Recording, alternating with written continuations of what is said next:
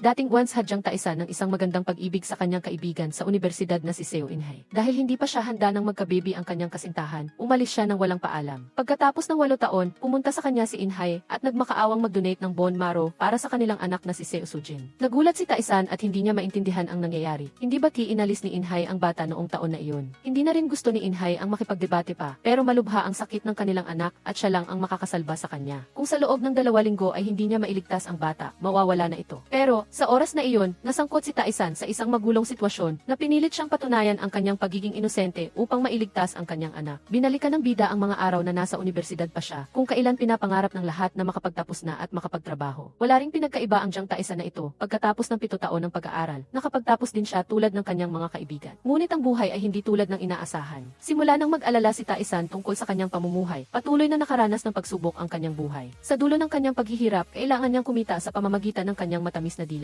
Gustong-gusto ng mga mayayamang babae ang kanyang guwang itsura, kaya madalas siyang niyaaya na lumabas at kumain sa gabi. Pagkatapos kumain sa gabi, mayroon pa siyang kaibigan na naghihintay sa kanya sa bahay para sabay-sabay silang maghapunan. Ang kasalukuyang buhay niya ay masasabing lubos na perto. Sa nakita ni Shell Carksesi, labis siyang naawa sa kanyang kaibigan. Kahit na madami ang trabaho, hindi pa rin sapat ang kanyang kinikita, kaya nagbukas pa si Taisan ng isang maliit na pawn shop para kumita ng pambili ng gulay. Si Chuchu ay isang regular na customer sa kanyang tindahan at gusto niya si Taisan, ngunit hindi siya gusto ni Taisan. Dahil sa kanyang pambihirang ganda, nahari siya sa isang bar na pag-aari ng isang kilalang chairman. Agad na nabighani si Chairman Choi sa kagandahan ni Chuchu. Nais ni Taisan na magpatuloy ang kanyang buhay ng tahimik at payapa araw-araw, ngunit ito ay isang pangarap lamang. Pagkatapos ng 8 taong pagtatapos, bigla siyang hinanap ng kanyang dating kasintahan. Gulat na gulat si Taisan nang sabihin ni Inhay na mayroon silang 8 taong gulang na anak. Naalala ni Taisan noong sila ay magkasintahan pa at hinangaan sila ng maraming tao dahil sa kanilang pagiging maganda at gwapo. Wala sanang problema kung hindi nagkaroon ng hindi naasahang pagbutis ang kanyang kasintahan. Ngunit sa panahong iyon, nag-aaral pa lang si Taisan sa universidad at umaasa pa sa kanyang mga magulang, kaya wala siyang pera para buhayin ang kanyang asawa at anak. Kahit na umiyak at nagmakaawa si Inhay, pinilit pa rin niya itong ipalaglag ang bata na nagdulot ng matinding sakit sa kawawang babae. Hindi naging kasing sama si Inhay ng kanyang nobyo, kaya bilihim niyang itago ang bata. Walang magiging problema kung ang ilang anak ay hindi nagkaroon ng acute leukemia.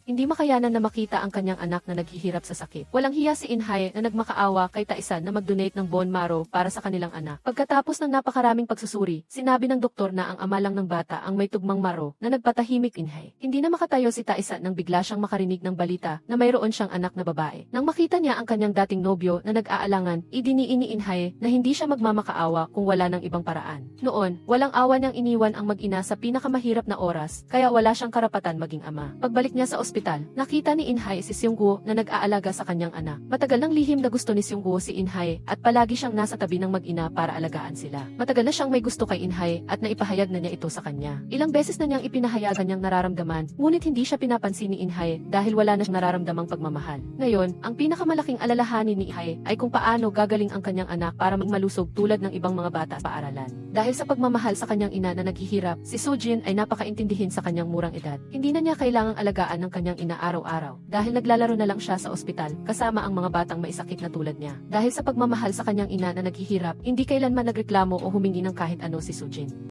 Tumingin si Inhay sa kanyang anak at napaiyak nang hindi niya namamalayan. Naisip niyang sana ay mayroon siyang kapangyarihan para gawing lusog ang kanyang anak. Sa kabilang banda, ipinakita ng kamera sa Representative Seo, isang maliit ngunit na babae. Siya ay minahal ng mga tao dahil kanyang siling pamumuhay at pagtulong sa iba, kaya siya ay ibinoto bilang susunod alkaldeng lungsod. Ngunit, matikas na tinanggihan ni Representative Seo ang posisyon at sinabing magsasaka siya ng isang mahalagang auction ng mga antike. Ibibigay niya ang perang kikitain niya sa charity at babalik sa kanyang bayan para magretiro. Hindi man niya alam, sa mata ng mga tao, siya ay isang buhay na budha na may dakilang kabutihan.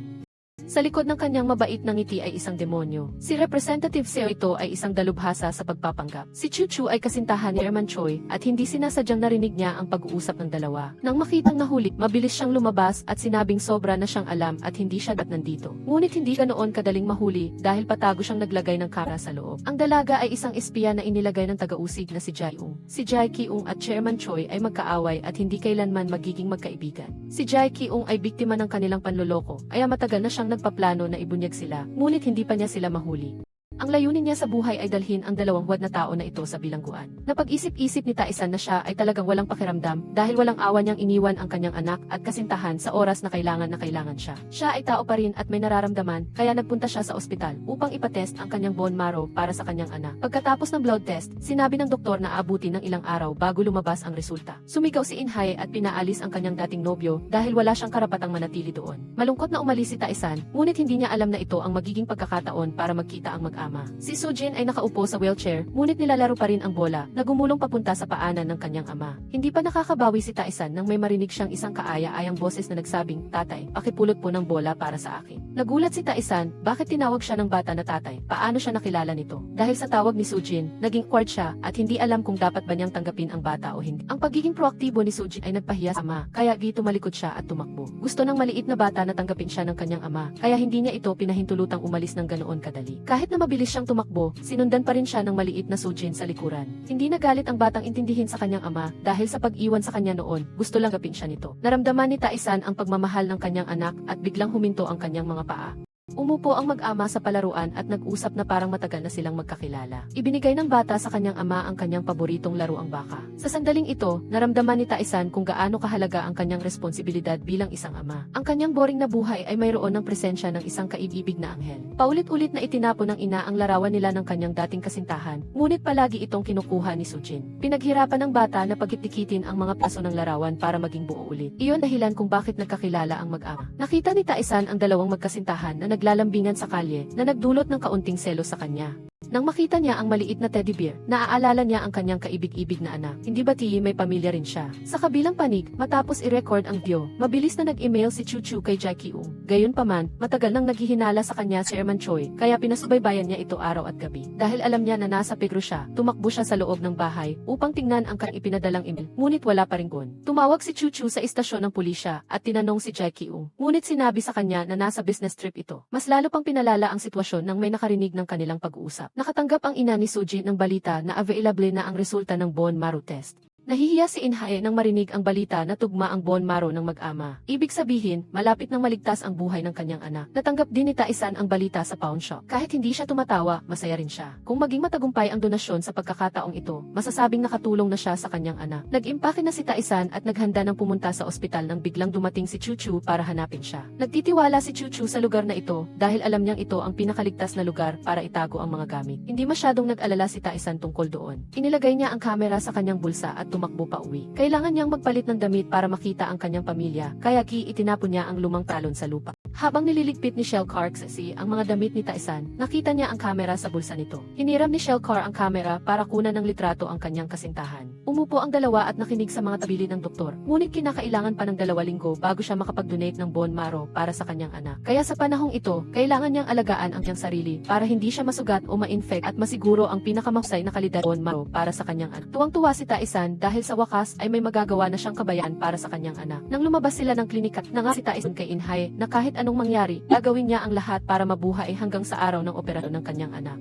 Sa kanyang pagbabalik, nasa magandang mood si Taisan habang tinitingnan ang regalo ni Sujin nang tumawag ang kanyang kasamahan sa pawn shop at sinabihan siyang hanapin ang John Royce watch sa lumang warehouse. Kahit na nagtataka siya, sinunod pa rin niya ang utos at naghanap doon ng kalahating oras, ngunit wala siyang nakita, kaya bumalik siya sa pawn shop para turuan ng leksyon ang kanyang kasamahan. Pagkatapos, sinabi nila na ang babaeng madalas pumupunta sa pawn shop ay tumawag at sinabi na kailangan siya nito sa bahay nito dahil may kagyat na bagay. Dahil masaya si Taisan, hinayaan na lang niya ang tungkol sa relo at pumunta na lang sa bahay ni Chuchu. Pag-alis niya, nagkatinginan ang dalawang kasamahan na may malalim na ibig sabihin. Gaya ng inaasahan, nang pumasok ang bida sa bahay ni Chuchu, pinagsusuntok siya hanggang sa mawalan ng malay. Nang magising siya, nakita niya ang kanyang sarili na nakahiga sa isang malaking punong dugo at may hawak siyang kutsilyo sa kanyang kamay at sa tabi niya ay ang bangkay ni Chuchu. Natakot si Taisan at hindi niya alam kung ano ang nangyayari. Biglang pumasok ang 2 pulis at itinulak siya sa sahig at ginapos ang kanyang kamay. Sa ganitong eksena, kahit may 1-0 bibig pa ang bida, mahirap pa rin siyang makatakas sa parusa. Sa ospital, nag-enjoy pa si Sujin sa saya na malapit na siyang mabuhay. Tuwang-tuwa siyang sinabi kay police officer Seung-gu na kakainin niya ang lahat masarap na pagkain sa mundo. Nangako rin si Seung-gu kay Sujin na dadalhin niya ang bata sa lahat ng palaruan. Sa sandaling ito, nakatanggap tawag si police officer Seung-gu mula sa departamento na nagsasabi na kailangan niyang pangasiwaan ang isang kaso. Ang kaso ay nagkataong kaso ng bida. Sa pinangyarihan ng krimen, kinokolekta ng forensic team ang ebidensya at mayroong mga fingerprints ni Taisan sa buong bahay. Bumalik si police officer Seung-woo sa istasyon para interogahin ang bida. Dahil mayroon na siyang record ng krimen, hindi siya pinaniwalaan ni Seung-woo kahit anong pagtatangkang patunayan ang kanyang sarili. Sinabi ni Taisan na bumalik siya sa tindahan noong araw na iyon, ngunit hindi niya inaasahan na sasabihin ni police officer Seung-woo na tinanong ko ang dalawang tao sa tindahan at sinabi nila na hindi ka bumalik. Sinubukan ni Taisan na sumigaw at ipaliwanag nagsisinungaling ang dalawa at nilinlang lang siya para pumunta sa bahay ni Chuchu, kaya pumunta siya roon. Dati, pumunta siya sa warehouse para maghanap ng mga bagay, ngunit mukhang hindi siya tinutulungan ng langit. Ayon sa impormasyong nakuha ni Seung-woo, inilipat ang warehouse noong nakaraang buwan. Iniulat din ng kasamahan ni Seung-woo na walang laman ang warehouse at walang mga GPs camera sa labas. Hindi makapaniwala si Taisan. Ang ebidensya ay nasa harap na niya, kaya paano pa niya ito maipapaliwanag? Sino ba talaga ang gustong ipasa ang kasalanan sa kanya? Biglang naisip ni Taisan si Chairman Choi. 8 taon na ang nakalipas, naging utusan siya nito, ngunit hindi siya tinuring na tao nito. Ginamit nito ang kanyang kasintahan para takutin siya at liting mag-escape go korte, kaya siguradong siya rin ang gumawa nito ngayon para saktan siya. Tiyak na ganito nga, gustong-gusto ni Chairman Choi si Chuchu, ngunit nalaman niya na isa itong espiya ng pulisya. Pagkatapos, nalaman niya mo sa kanyang mga tao na madalas itong pumupunta sa paunch ng bida at marahil ay mailihim na pagtingin dito. Nag-aapoy ang selo sa loob ni Chairman Choi. Para patahimikin ang saksi at makaganti, pumunta si Chairman Choi sa bahay ni Chuchu at malupit na sinaktan ito. Nang malaman ni Representative Seo ang tungkol dito, nagalit siya dahil ginamit ni Chairman Choi ang personal na dahilan para sa isang profesional na trabaho. Dapat ay tahimik na lang niyang pinatay si Chuchu at isinisi kay Taisan at ngayon ay nasa balita na ang kaso. Para hindi masangkot, inutusan ni Representative Seo si Chairman Choi na patayin si Taisan sa lalong madaling panahon.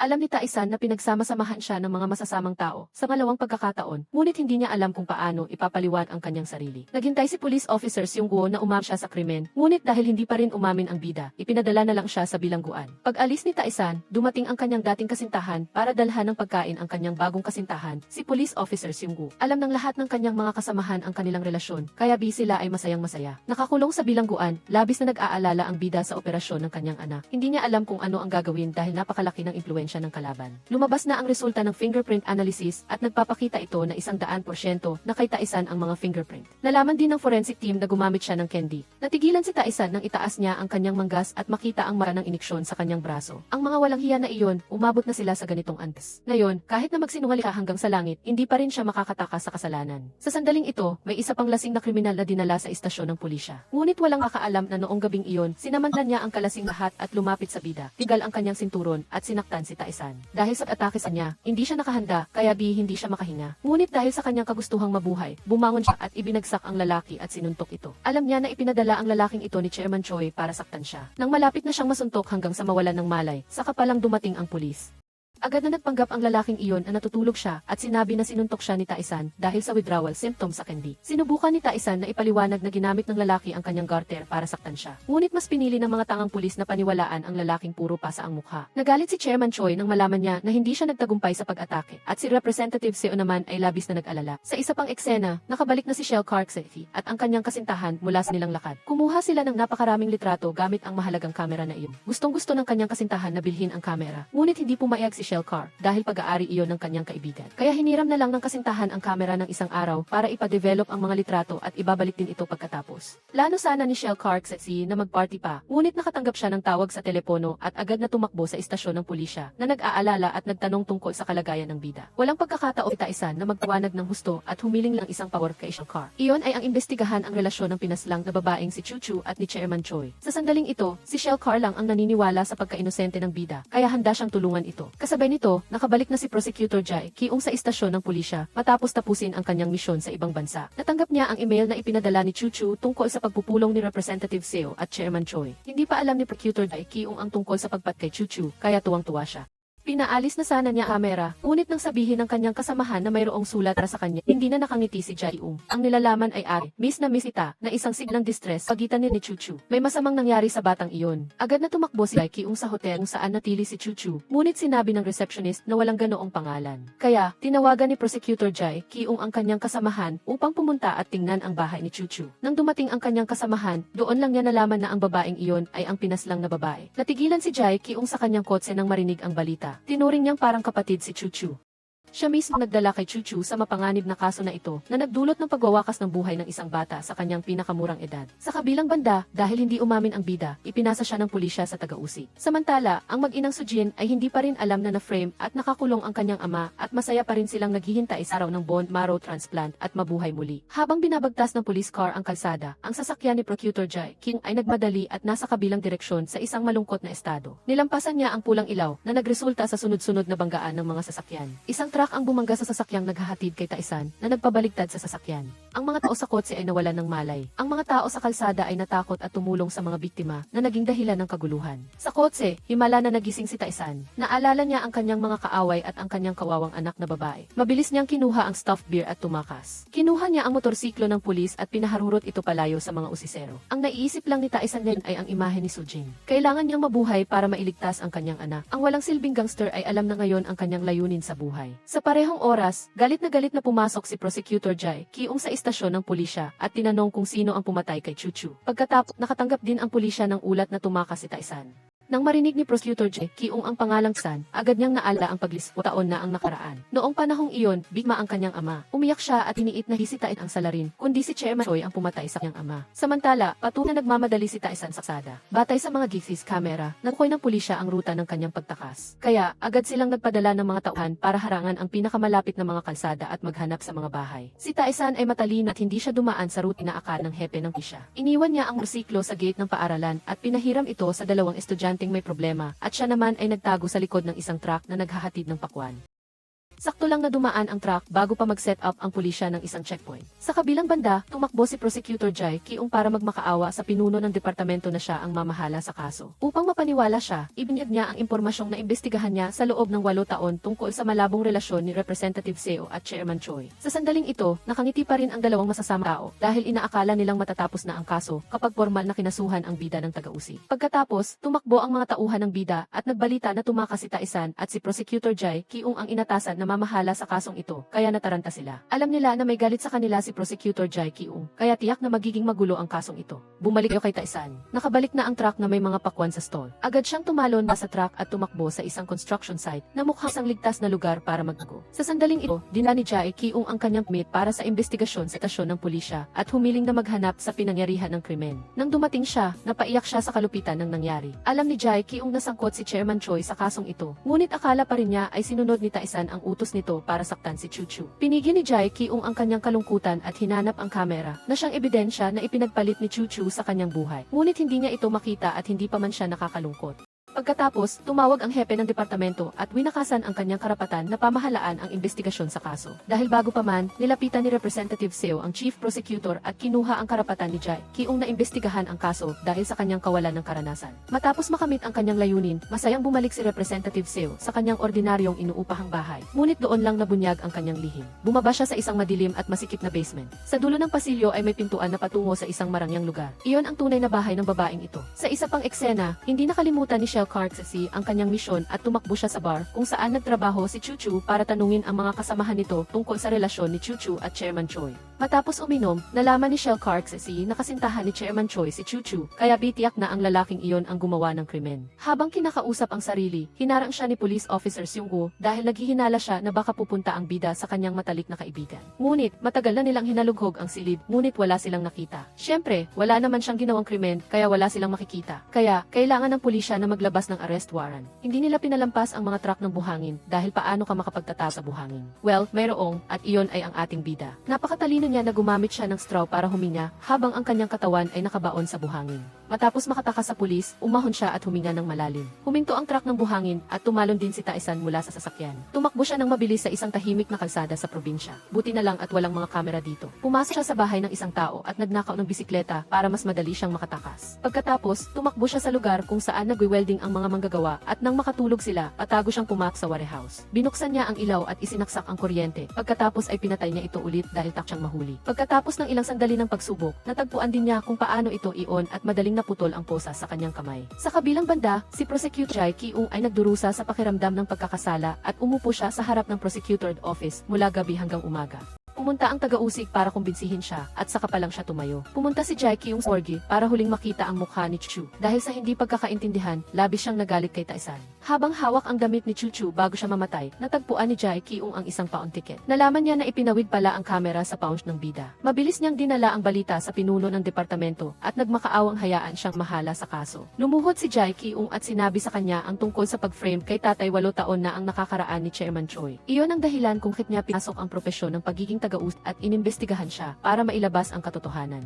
Naglaba ang boss sa kanya na maaari siyang mamatay anumang oras kapag nilabanan niya ang mga ito, ngunit tumango ang imbestigador na si Jae Kyung nang walang takot. Sa kabilang banda, kahit naabala sa trabaho, gumawa pa rin ng oras ang pulis na si Seung-woo upang bisitahin ang mag-inang sina Sujin at tuwang-tuwa si Sujin na tanggapin siya. Nagustuhan ni Uncle Seung-woo ang ina at mahal na mahal din niya ang masayahin at masiglang batang ito. Nang ihatid niya si Seung-woo, tinanong ni In-hye ang tungkol sa nakatak na kriminal. Narinig niya ang balita na malupit ang pagtrato ng salarin sa tao, ngunit hindi pa rin alam na si Tisan ang suspect at paalala sa kanya na mag-ingat sa sarili. Sa oras na ito, pagkatapos ng isang araw na pagtakas ng pagod, si Tisan ay nakatulog nang hindi niya namamalayan sa bodega. Ngayon din ang oras na kailangan ni Suji na pumasok sa room ng social treatment at magkaroon ng bone marrow aspiration. Nangangahulugan din iyon na kung hindi maklear ni Tisan ang kanyang pangalan, mamamatay agad ang kanyang anak dahil na-aspirate na ang bone marrow nito. Sa kabilang banda, tumakbo si Jae Kyung sa pawn shop para tanungin ang kanyang alipores at nalaman niya na si Tisan ang maihawak ng kamera. Sa malayo, nabalitaan din ng presidente ang tungkol sa kamera. Naghinala siya na na-video ni Chuchu ang ebidensya ng kanyang pagtatagpo kay Madam Seo. Kaya ngayon, may 2 taong naghahanap sa kamera na iyon, sina Jae Kyung at Nam.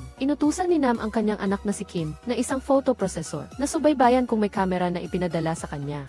Sa kanyang pagbabalik, nagpulong ang pulisya para sa isang emergency meeting dahil napalibutan na nila ang nagtataguan ni Tisan base sa report ng isang mamamayan na wala ng bisikleta at cutter. Tulog pa rin si Tisan sa bodega hanggang tanghali nang magising siya dahil sa ingay ng isang baeng humahabol sa mga manok. Nagsagawa na ng operasyong pulisya para hulihin ang lalaki, ngunit hinahabol pa rin ng matandang babae ang mga manok na nagpahirap kay Tisan na lumabas. Sa sandali na gutom, uhaw at desperado siya, biglang lumitaw sa kanyang harap ang imahe ng kanyang anak. Paalala sa kanya na kailangan niyang mabuhay para mabuhay ang kanyang anak, anuman ang mangyari, kailangan niyang mabuhay.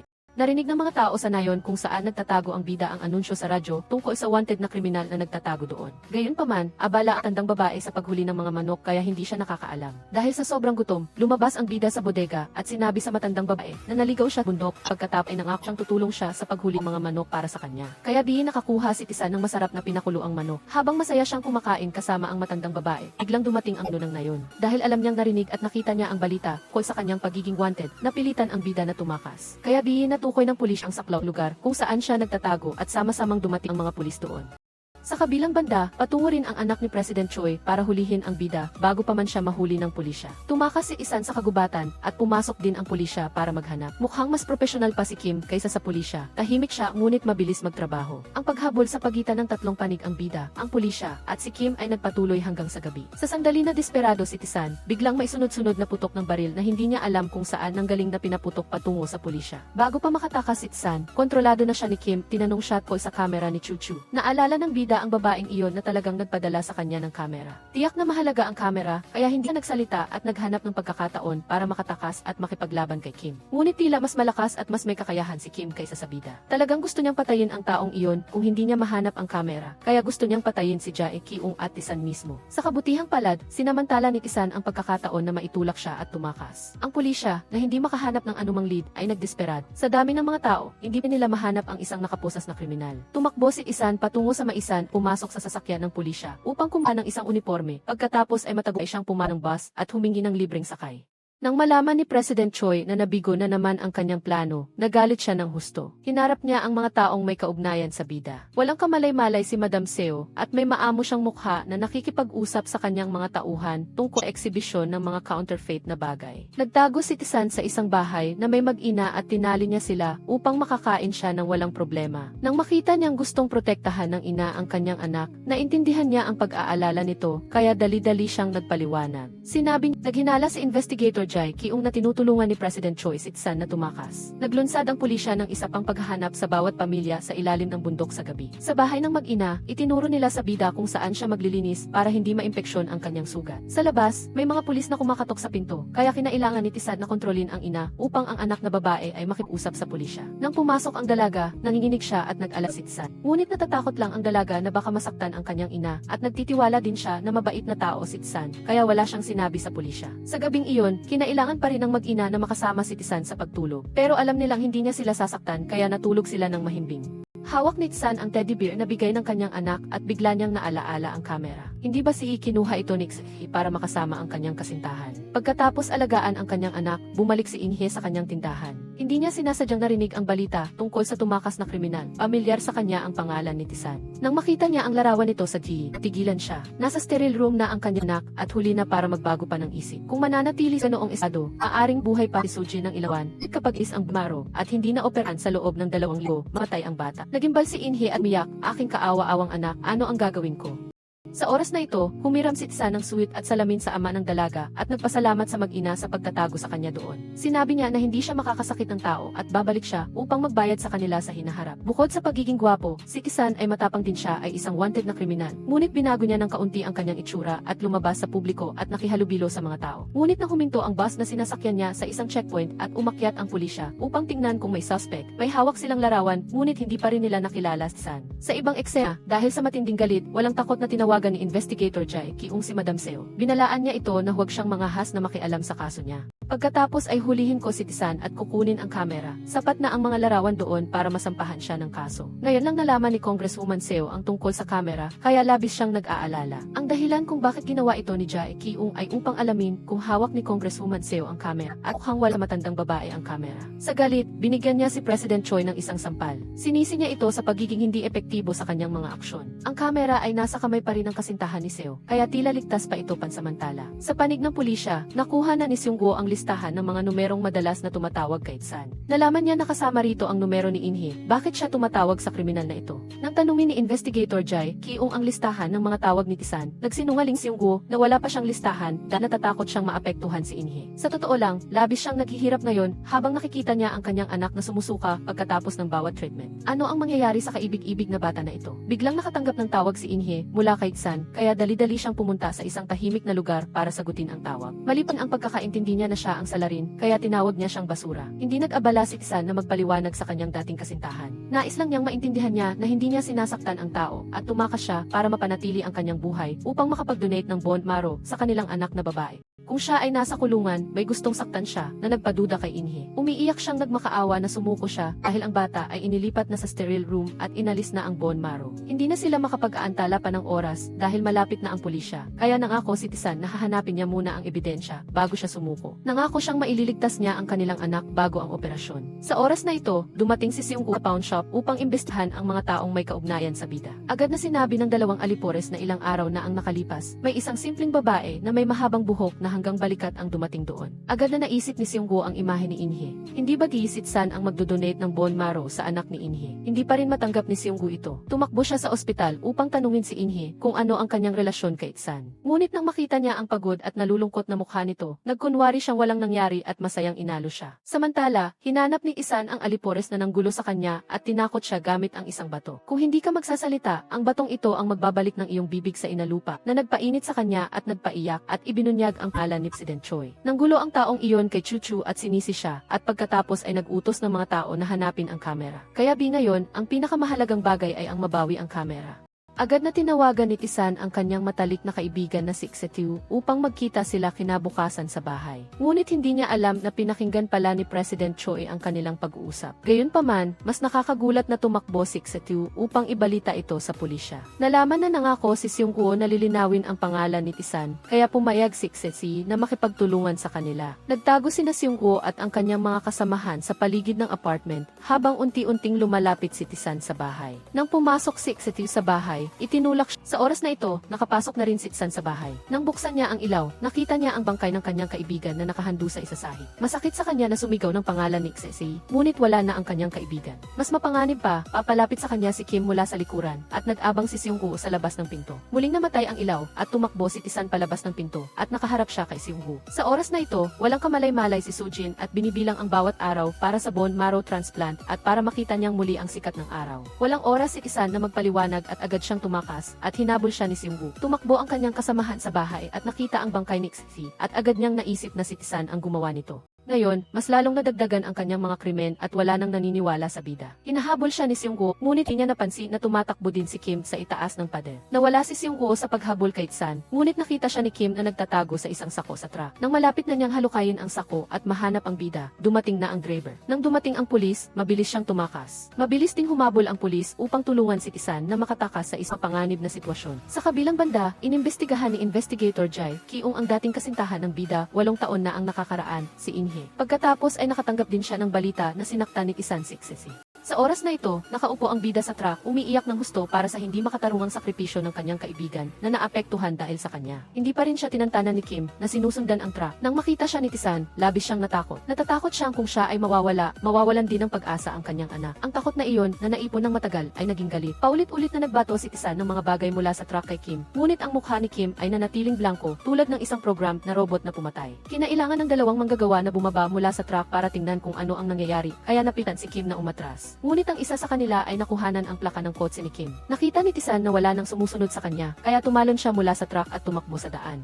Bago siya umalis, kinuha niya ang isang maliit na bakal kaya madali niyang mabuksan ang posas. Sa wakas, nabuksan din ang posas na iyon. Nang pagod na si Tsan, lumitaw ang kanyang anak sa tabi niya na nagbibigay sa kanya ng lakas na kailangan niyang mabuhay para sa kanyang anak. Sa una, inakala niyang multo iyon kaya gusto niyang ang dugo. Ngunit nang malaman niyang isang babae pala na malapit ng mga anak, mabilis niyang dinala ang babae sa kanyang bahay at tumulong sa panganganak mismo. Dahil kung punta sila sa ospital, tiyak na mamamatay siya. Hindi pa nakaranas si Tsan na tumulong sa panganganak, kaya labis siyang nataranta. Nang makita niyang labis na nasasaktan ang babae na tila mamamatay na, naintindihan niya kung gaano kahirap ang mag-isa sa panganganak na pinagdaanan ng kanyang dating kasintahan na si Inhe, at marahil ay kinasuklaman siya nito. Dapat lang na ganoon ang pakiramdam niya dahil sa oras na iyon, kinailangan niyang pumasok sa bilangguan palit ng kanyang boss, kaya ayaw niyang maghirap si Inhe sa iisa sa papalaki ng anak. Nagdurusa rin siya ng pilitin niya itong pumasok sa operating room. Bumabalik sa kasalukuyan, matagumpay na nanganak ang babae. Hawak-hawak ang bata, naramdaman ni Tsan ang napakalaking halaga ng buhay. Lumabas ang bida at tumingin sa kanyang mga kamay at napaiyak siya, kaya pala ganito rin ang pagkapanganak sa kanyang anak. Bumalik kay Investigator Jae Kyung. Galit na galit si If at pumunta sa kanyang bahay dahil sa kaso na inatas niya na imbestigahan niya, ngunit may isa pang namatay. Nang pumasok siya sa bahay, nakita niya ang isang board na puno ng mga detalye tungkol sa investigasyon kay Congresswoman Seo at President Choi.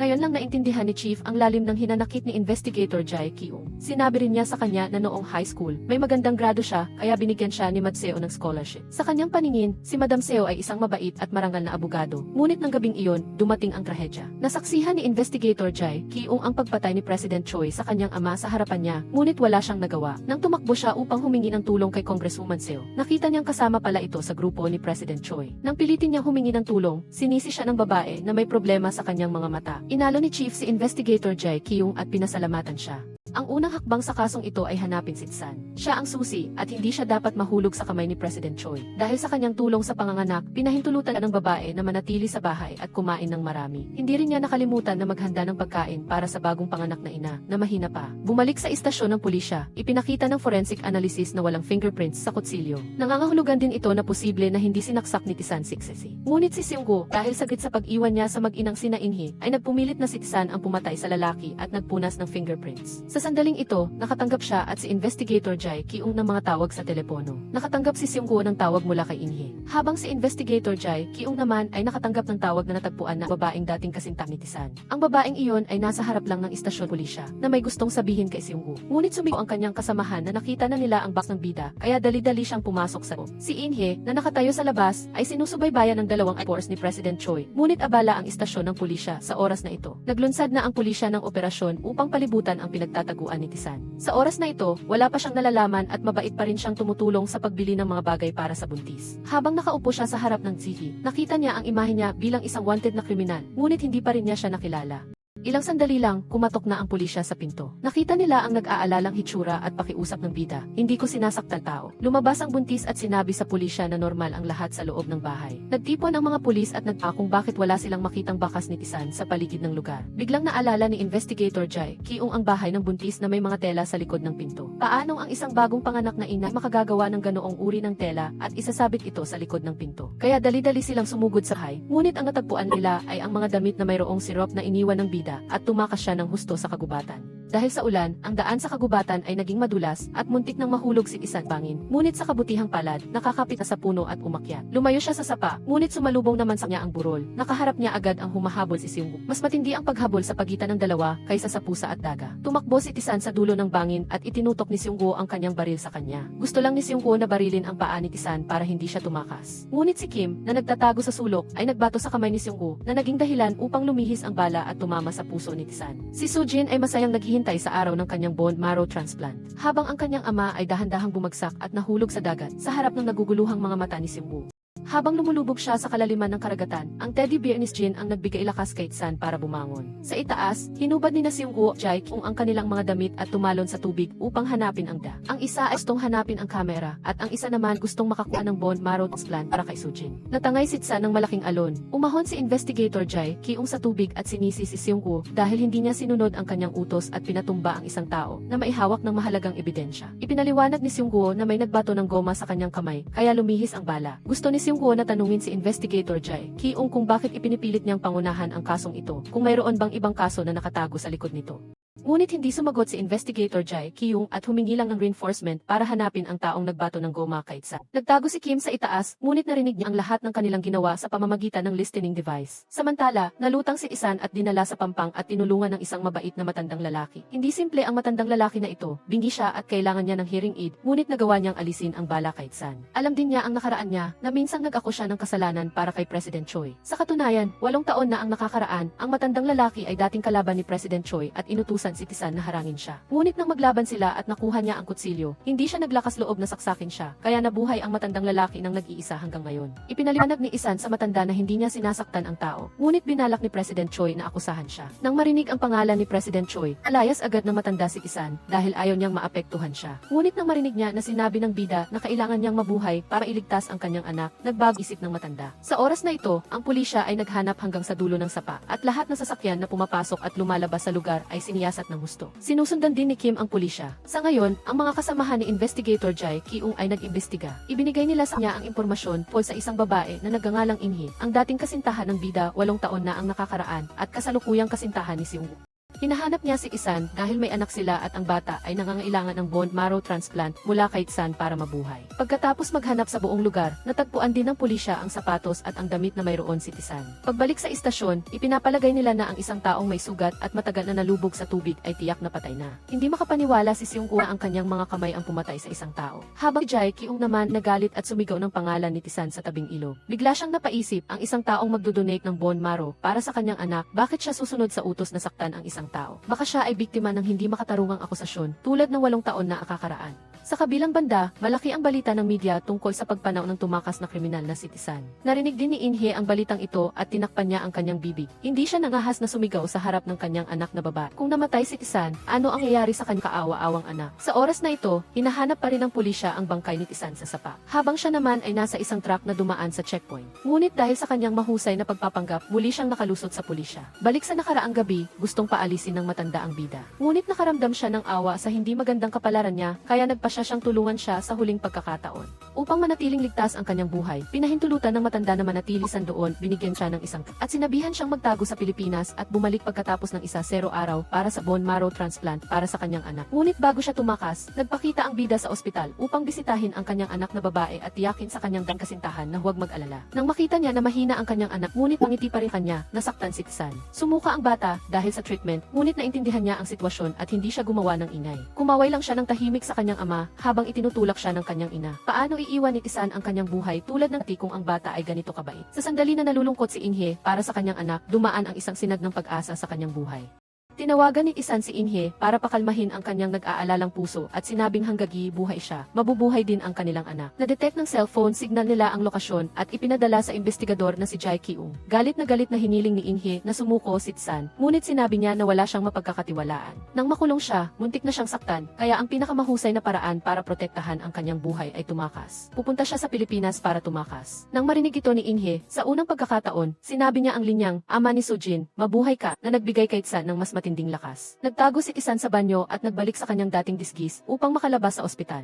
Nang makarating siya sa lobby, lumingon siyang muli upang tingnan ang kanyang anak na hindi niya sinasadyang naiwasan si President Choi na kakapasok lang. Ang mapagkunwaring taong ito ay talagang malupit. Nalaman niya ang kwarto ni Sujin at alam niya na ang bata ay anak ni Tisan. Anak ka ba ni Tisan? Tama ba na binisita ka ng iyong ama dito kamakailan? Nang marinig ito ni President Choi, nalaman niyang buhay pa si Tisan. Nang umalis sila ng kanyang mga tauhan, nakasalubong nila si Seung-woo kasama si Inhe. Nang makita niya na gaanong-gaan ang pakiramdam ng dating kasintahan ni Tisan, lalo pa siyang naging tiyak na buhay pa siya. Hindi lang siya ang nakakaalam na buhay pa si Tisan.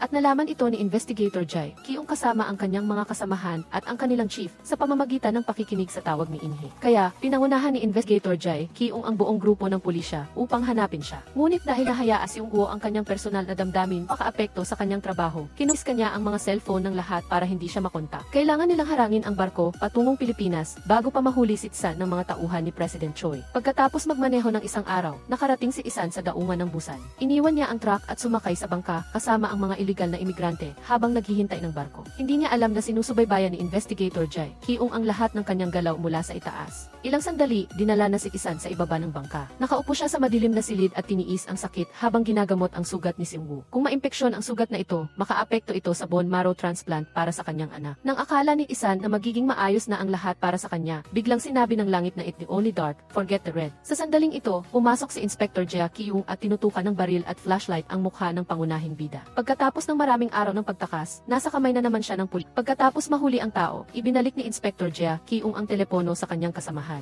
Pagkabukas ng telepono, agad na tumawag ang kasamahan upang ipaalam na buhay pa rin si Tisan at nahuli na nila siya. Si Seung-woo ay tulala sa kanyang kinatatayuan, kaya buhay pa siya. Sinadya ng dalawang tauhan ni Chairman Choi na magsanhi ng aksidente para maging masikip ang kalsada at mapilitang lumabas sa highway ang sasakyan na sinasakyan ni Tisan at doon sila mahuhulog sa bitag ni Chairman Choi. Habang tumatakbo ng maayos ang sasakyan, halos mabangga sila ng isang truck na paparating. Hindi pa tapos, may isang sniper sa likod ng truck na itinutok ang smoke gun sa sasakyan ni Inspector Jai Kyung. Nawala ng kontrol ang sasakyan at bumangga sa isa pang sasakyan at ang mga nasa loob ay natakpan ng usok at hindi makakita. Hinila ng mga tauhan ni Kim ang mga pulis, pinaghiwalay, pagkatapos ay sinira ang kanilang mga telepono at pinutol ang kanilang komunikasyon. Hindi papayag ang pangunahing bida na masaktan siya ng ganoon, kaya sinubukan niyang makatakas mula sa sasakyan.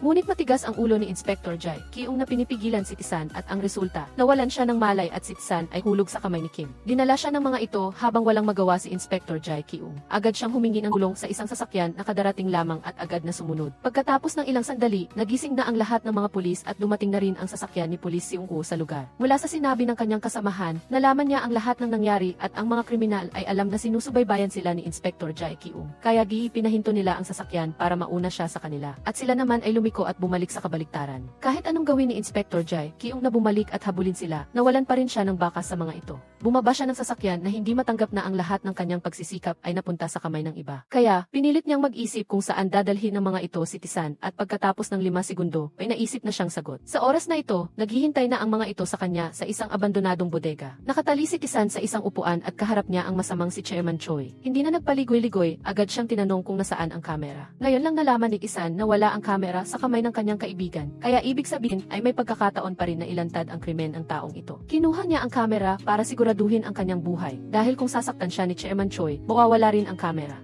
Ngunit hindi siya ganoon kadaling kalaban at balak niyang pahirapan ang sugat ng pangunahing bida upang mapaamin siya. Nang makita niyang napakabuti ng pagkakagamot sa sugat, naghinala siya kaya inakala niya na sa bag ng pangunahing bida ay mayroong mga gamot. Paano makakabili ng mga ganito ang isang kriminal na pinaghahanap? Kaya naghinala si Chairman Choi na ang tumulong sa pangunahing bida ay siya ring nagtatago ng kamera. Kaya inutusan niya ang kanyang mga tauhan na mag-imbestiga. Samantala, sa labas ng bodega, nakarating si Inspector Jai Kyung sa lugar, ngunit malas na natuklasan siya ng isa sa tauhan. Nang tumakas siya, napalibutan siya ng isa pang grupo, kaya wala siyang nagawa kung labanan sila. Kahit na maliit ang kanyang katawan, napakabilis at maliksi niya at mag-isa niyang nilabanan ang dalawang lalaki. Akala niya ay tapos na, ngunit biglang sumugod ang isang baliw at itinulak siya sa isang kahoy na tabla na agad siyang nawalan ng alay. Sa loob, si Tsan ay sinipa rin ng paulit-ulit ng masamang lalaki na ito. Pagkatapos siyang saktan, tumawag siya sa babaeng kongresista upang ipaalam na nahuli na nila sina Inspector Jai Kyung at Tsan. Walang mas masama kaysa sa isang babae. Gusto lang ng chairman na patalsikin si Inspector Jai Kyung at burahin ang lahat ng ebidensya dito. Ngunit gusto ng babaeng kongresista na patayin siya.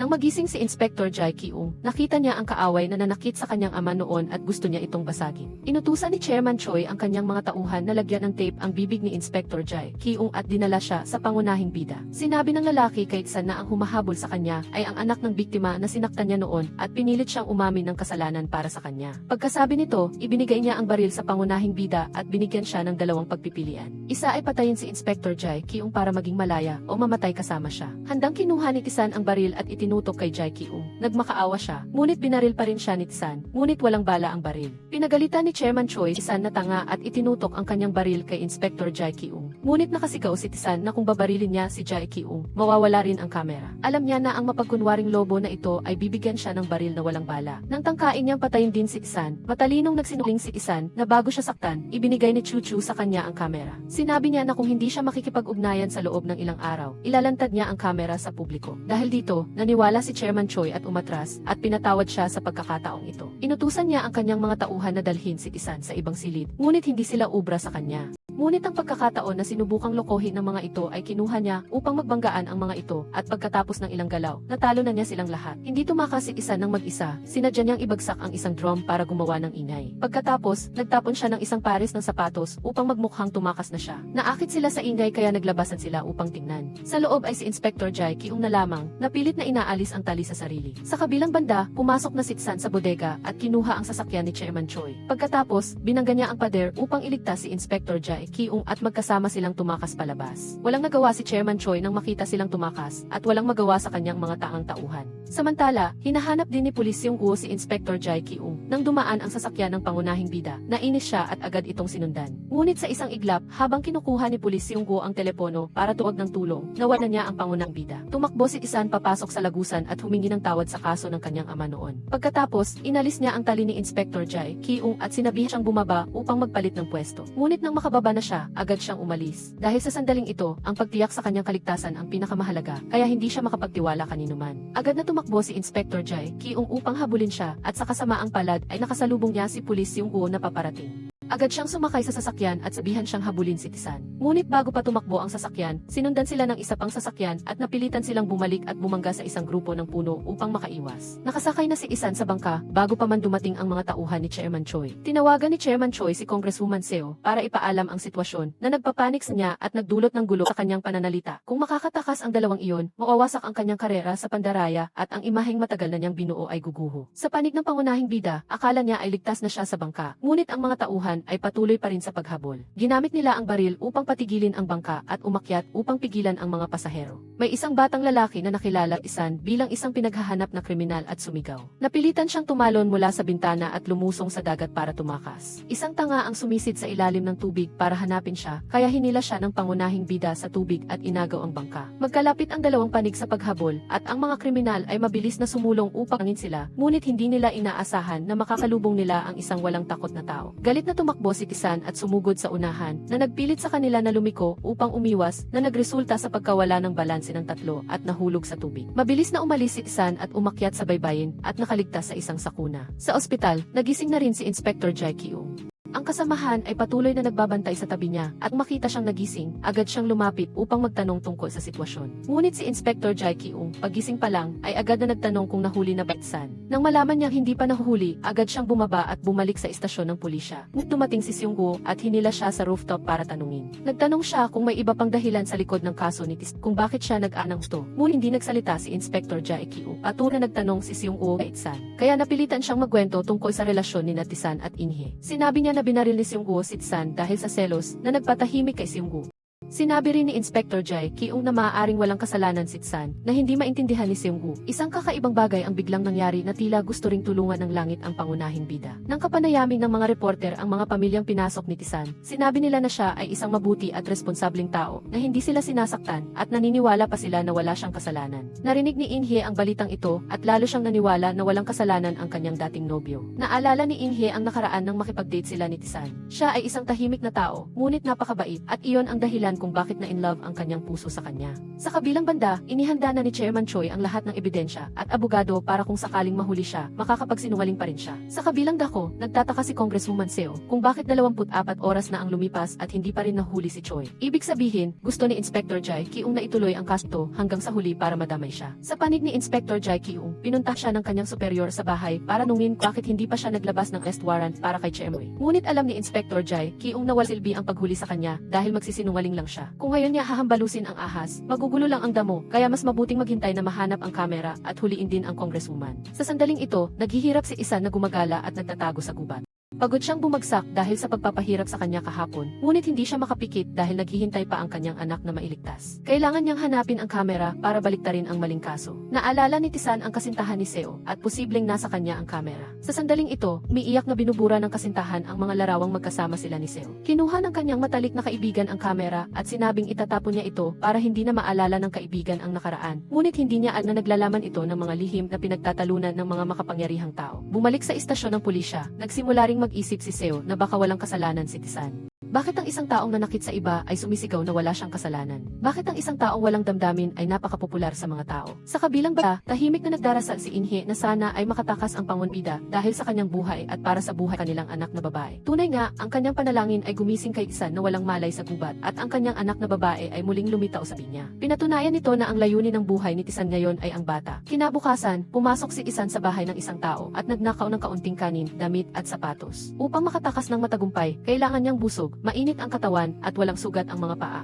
Pagkatapos, naglakas loob siyang tumakbo patungo sa isang kalsada at nagtago sa ilalim ng isang truck na nagdadala ng kahoy para makasakay. Sa kabilang banda, para mapigilan si Inspector Jai Kyung, sumang-ayon si Congresswoman Seo na tumakbo para sa posisyon ng alkalde. Upang makausap ng direct si Inspector Jai Kyung sa prosecutor office, hindi niya inaasahan na akusahan siya ng pakikipagsabwatan sa tumatakas na kriminal. Dahil may kamera na nakakuha sa kanila na magkasama sa sasakyan. Ang insidenteng ito ay naipasa sa hepe ng pulisya at sindi naman ng hepe ng pulisya, Pulis Yunggu, at agad siyang tubo palabas. Gusto ni Congresswoman Seo na opisyal na tanggalin ang posisyon ni Inspector Jai Kyung sa harap ng Chief Prosecutor. Para maiwasan ang masamang epekto sa imahe ng prosecutor office, na nahimik na lang siya dahil sa galit. Sinabi ng superior niya na kilala siya ng lahat sa istasyon ng pulisya, na humuhuli ng mga kriminal at nakontrolado siya ng kriminal. Ngunit ayaw ng chief prosecutor na makasama si Congresswoman Seo, kaya pinilit niya si Inspector Jai Kyung na umalis kaso ni San. Sa pinakamaking kawalan niya ng pag-asa, dumating si Pulis Yunggu, anak ng hepe ng pulisya, kaya kailangan siyang igal ng chief prosecutor. Tiniyak ni Yunggu kay Jai Kyung nakasama niya si Jai Kyung sa paghuli kay San, kaya peke ang larawan ni Jai Kyung nakasama ang kriminal. Paglabas, nagpasalamat si Inspector Jai Kyung kay Pulis Yunggu.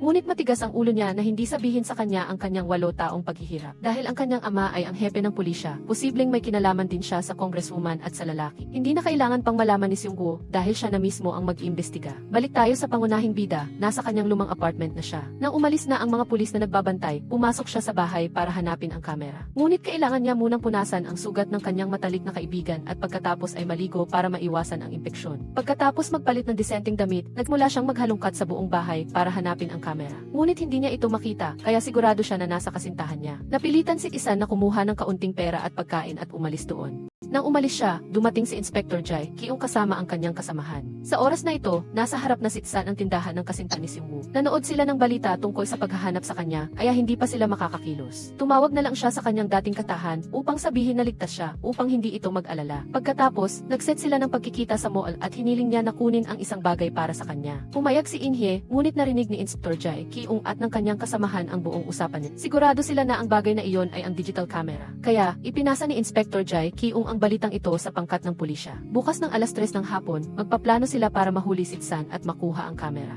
Kinabukasan, tumungo Inhe sa mall ayon sa kanilang usapan, at lahat ng sulok doon ay puno ng mga lihim na pulis. Ngunit hindi niya alam na lahat ng kanyang galaw ay sinusubaybayan ni Kim. Narinig niya na nandito rin siya at gusto niyang makipaglaban sa mga pulis. Natuklasan din ni Kim na si Isan ay tagang hindi natakot sa lakas na kaaway, ngunit natatakot siya sa mga kasamahan na nakasuot ng damit ng baka na may utak ng kalabaw. Nang makarating si Inhe sa seksyon ng mga bata, sinabihan siya ng pulis na nakasuot ng damit ng baka. Naghihintay sila para mahuli ang tumakas na kriminal kaya magiging magulo at sinabihan siyang umuwi na muna. Alam ni Inhe na hulihin nila si San, kaya mabilis siyang tumakbo at nagmakaawa na huwag siyang pumunta. Sa kabilang banda, nakita ni Inspector Jai Kyung si Isan at agad na ipinagbigay alam sa kanyang mga kasamahan na sundan siya. Nakita ng pulis ang kanyang magiging asawa, kaya nahulaan niya na pupunta siya para makipagkita sa kanyang dating nobyo. Agad na nag-emergency ang pulisya at kinordon pa ang mall na kinontrol ang mga pumapasok at lumalabas. Nang makita ni Isan na hindi maganda ang sitwasyon, umatras siya at nagsimula na ring kumilos si Kim. Samantala, nakatanggap si Inhe ng tawag mula sa pangunahing bida at agad siyang bumalik sa ospital. Sa loob, nakilala na ng pulisya ang suspect dahil sa kanilang bilang. Ngunit nang hilahin nila ang tao at tanggalin ang maskara, ibang mukha ang nakita nila. Nakalabas na si Tsan at sinundan din siya ni Kim. Dahil sa salamin ng sasakyan na dumadaan, natuklasan ng pangunahing bida ang sumusunod sa kanya. Mayroon siyang kutsyo para patayin siya at alam niyang napakalakas niya sa manumanong laban kaya magiging mahirap. Kaya nagpa siya ang pangunahing bida na makipag-usap na parang dalawang lalaki. Ngunit mukhang hindi friendly si Kim, hindi man lang siya sumasagot kaya mas mabuting tumakas na lang si Tsan. Hinabol siya ni Kim, ngunit nang tumawid sila ng kalsada, nabangga siya ng sasakyan kaya bumagal siya ng kaunti. Nakasakay na si Isan sa bus at sumunod din si Kim, ngunit mas matalino ang pangunahing bida, kaya matagumpay siyang tumalon mula sa bintana at ligtas na nakabagsak. Gusto siyang habulin Kim, ngunit naalala niya ang bili ng kanyang ama na huwag gumawa ng gulo sa mataong lugar para hindi siya mapansin, kaya tumigil na lang siya. Pagbalik ni Inhe sa ospital, niyakap siya ni Isan at nagtago sa isang sulok at hinila siya sa isang ligtas na lugar para mag-usap. Sinabi ni Isan na may nakikinig sa telepono ni Inhe, kaya madaling natuklasan ang lahat ng kanyang galaw. Sa sandaling ito, dumating din si Pulis Seung-gu sa ospital para makita si Inhe. Tinanong niya kung bakit siya nagsinungaling sa kanya at nakikipag-ugnayan sa kanyang dating noro. Napilitan si Inhe na sabihin sa kanya na si Isan ang magdodonate ng bone marrow para sa kanilang anak at kung may mangyari sa kanya, mahihirapan ding mabuhay si Sujin. Samantala, umalis na si Isan, ngunit bigla niyang naalala ang laso na ibibigay niya sa kanyang anak na babae. Kaya bumalik siya sa ospital at nagkita sila ni Pulis Seung-gu.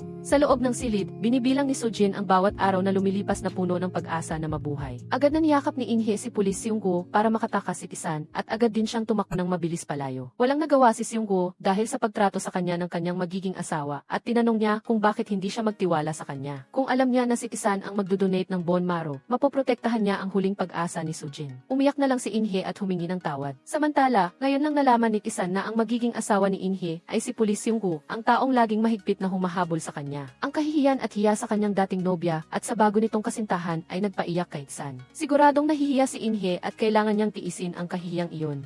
Noong nakaraan, dahil bantaan ni Chairman Choi ang kanyang nobya, napilitan siyang tiisin ang galit. Para hindi masaktan si Inhe, ngunit hindi niya inaasahan na ngayon ay naging sagabal iyon sa kanya. Sa kabilang banda, nagsimulang magduda si Chairman Choi kung talagang mahalaga kay Tsan ang anak na babae. Kahit na tumatakas siya, lihim pa rin siyang pumunta upang makita ang bata. Kung totoo iyon, magiging madali na lang para sa kanya na gamitin ang bata para takutin siya. Inutusan niya ang kanyang mga tauhan na pumunta sa ospital para imbestigahan ang petsa ng operasyon ng bata. Alam na niya ang lahat ng relasyon ni na Inhe at Tisan at naniniwala siya na wala siyang kasalanan at tumakas siya dahil sa pananakit. Ngunit ngayon, ang pagtakas ang pinakamapanganib. Gusto ni Jae Kyung na kumbinsihin ni Inhe si Tsan na sumuko dahil ang pulisya lang ang makakaprotekta sa kanya at kung nasa kanila ang kamera, mag-iingat ang lahat ng nagbabanta kay Tsan. Agad na nagtanong si Inhe kung ano ang tungkol sa kamera na iyon. Hindi nagpaliwanag si Jae Kyung at iginiit lamang na poprotektahan ng pulisya si Isan hanggang sa araw ng operasyon ni Sujin at iyon lang ang magiging ligtas. Ibinunyag din niya kay Inhe na 8 taon na ang nakalipas. Napilitan ang pangunahing bida na umamin ng kasalanan para kay Chairman Choi para protektahan siya. Nang malaman niya ang katotohanan ito, nanginginig si Inhe sa gulat kaya pala iniwan siya ng lalaki noon para protektahan siya. At sa loob ng 8 taon, nagtanim siya ng galit at ngayon ay hindi niya pinapayagan na makita ng lalaki ang kanilang anak. Nang makabalik si Jae Kyung, tinanong siya ni Seung-gu kung bakit hindi niya sinabi sa kanya na si Tsan ang magdodonate ng bone marrow para kay Sujin. Nagpaliwanag si Jae Kyung na dapat si Inhe ang magsabi noon at kung ayaw niya, hindi siya makikialam. Unti-unting napagtanto ni Pulis Seung-gu ang lihim sa likod ng kwentong ito. Mayroong gustong magbintang kay Isan at ang taong iyon ay ang nanghuli kay Inspector Jae Kyung kahapon. Dahil anak siya ng hepe ng pulisya, hindi siya pinagkakatiwalaan ni Inspector Jae Kyung. Ngunit kung nagtataka na ngayon si Seung-gu, ibubunyag na rin niya na ang dalawang taong iyon ay sina Congresswoman Seo at Chairman Choi. Naniwala na si Seung-gu na lang kasalanan si Tisan, kaya pagbalik niya sa istasyon, nutusan niya ang kanyang mga tan na muling imbestigahan ang lahat ng impormasyon na may kaugnayan sa kaso.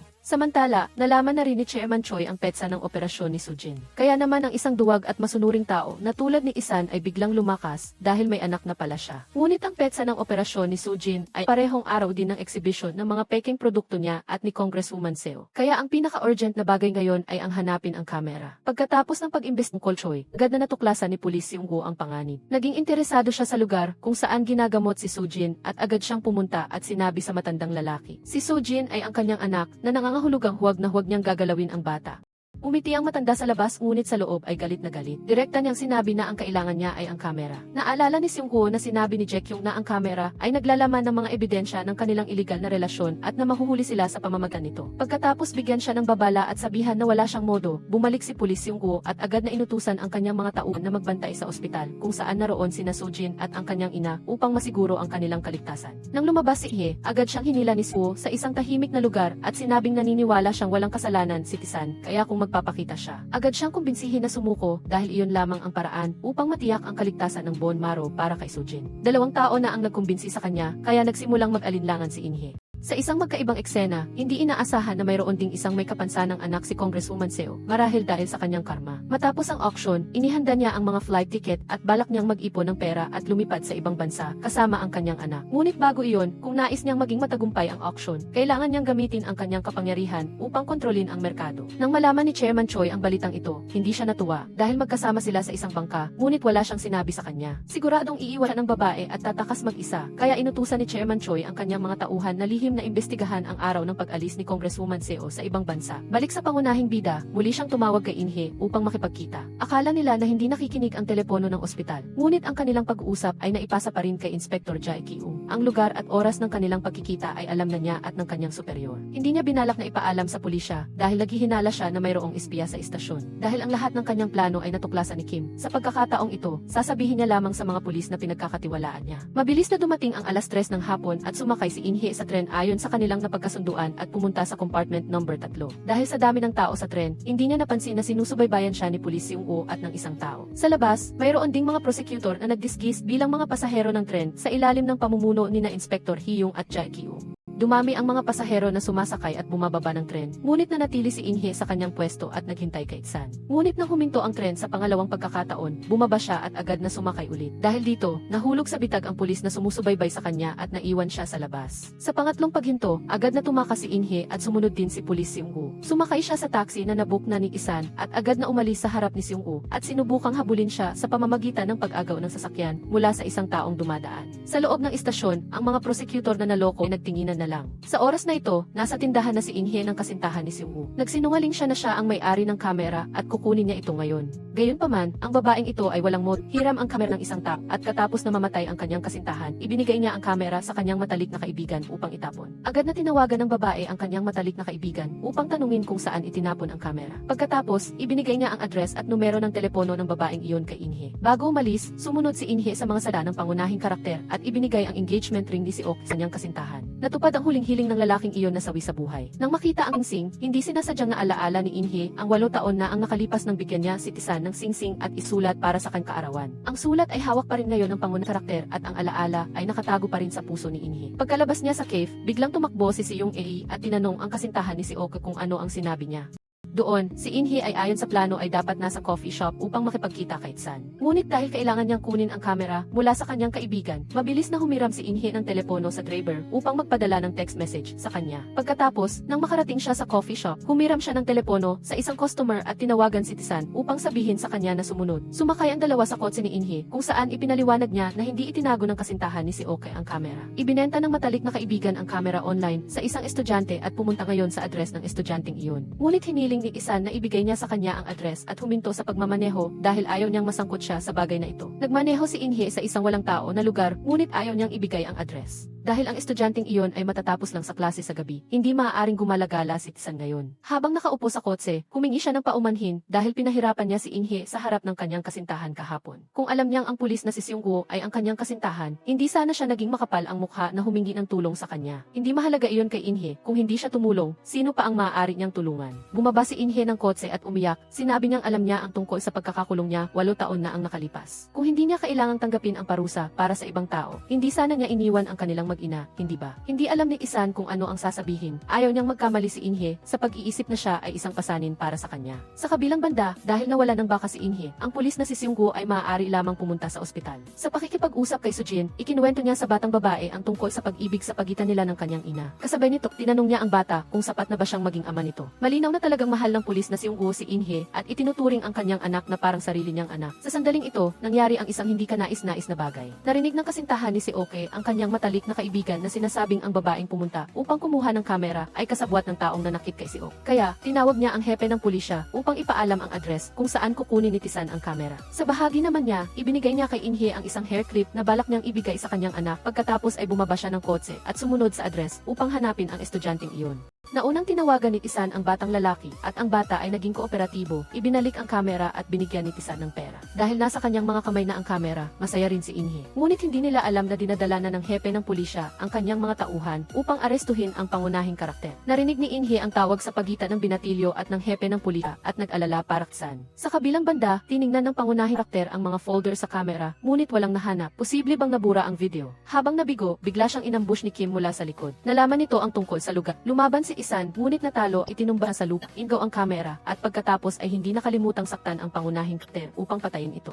Habang siya ay malapit ng mamatay, dumating si Inhye na humahabol, ginamit ang karatula sa tabi ng daan upang labanan ang malupit na salarin. Sinubukan ni Inhye na agawin ang kamera, ngunit hinawakan siya nito sa buhok. Nang makita na ganoon ang pagtrato sa mahal niya, galit na galit si Tisan at sumipa kay Kim. Ngunit malakas ito, gumanti ng suntok at sinipa pa siya ulit. Niyakap ni Inhye ang kanyang mga binti at nagmakaawa, ngunit nanatiling walang emosyon lalaking iyon. Sa kabutihang pad, sa kritikal na sandali, dumating ang pulis na si Seong A.E. na nagmamaneho, na naging dahilan upang tumakas si Kim. Gusto ring tumakbo ni Tisan, ngunit natatakot na si Inhye. Sa hindi inaasahan, pinayagan siya ng pulis na si Seong A.E. na tumakbo muna dahil malapit nang dumating ang hepe ng pulisya at hindi sila maniniwala na siya ay inosente. Tumakas si Isan ng may pagkapahiya habang hinilagin ni Seong A.E. si Inhye papasok sa kotse upang umatras. Inakala ng pangunahing karakter na nakatakas na siya, ngunit naghihintay na pala si Kim sa harapan, hinarang ang kotse. Nang sumugod si Isan, tumalon ito sa ibabaw, binuksan ang pinto ng kotse at pinilit siyang paatrasin ang sasakyan. Unti-unti itong lumapit ngunit nagbabanta lang upang magsaya at pinatakbo pa rin si Tisan. Nang makarating siya sa isang liblib na lugar, sinampal ni Tisan ang kanyang sarili, sinisisi ang sarili sa pagkawala ng kamera. Nang bumalik si Inhye sa ospital, nakasalubong niya ang pari na si Jae Ki-ung. Nang malaman na nawawala ang kamera, si Jae Ki-ung ay hindi rin bumaba ang loob kaysa sa pangunahing karakter. Bumalik si Inhye sa silid ng kanyang kawawang anak. Gusto niya ng kulay rosas, ngunit bakit puno ng kadiliman ang kanyang buhay? Bigla, natuklasan ni Inhye na ang larawan na hawak ng kanyang anak ay isang larawan nila ng kanyang dating kasintahan.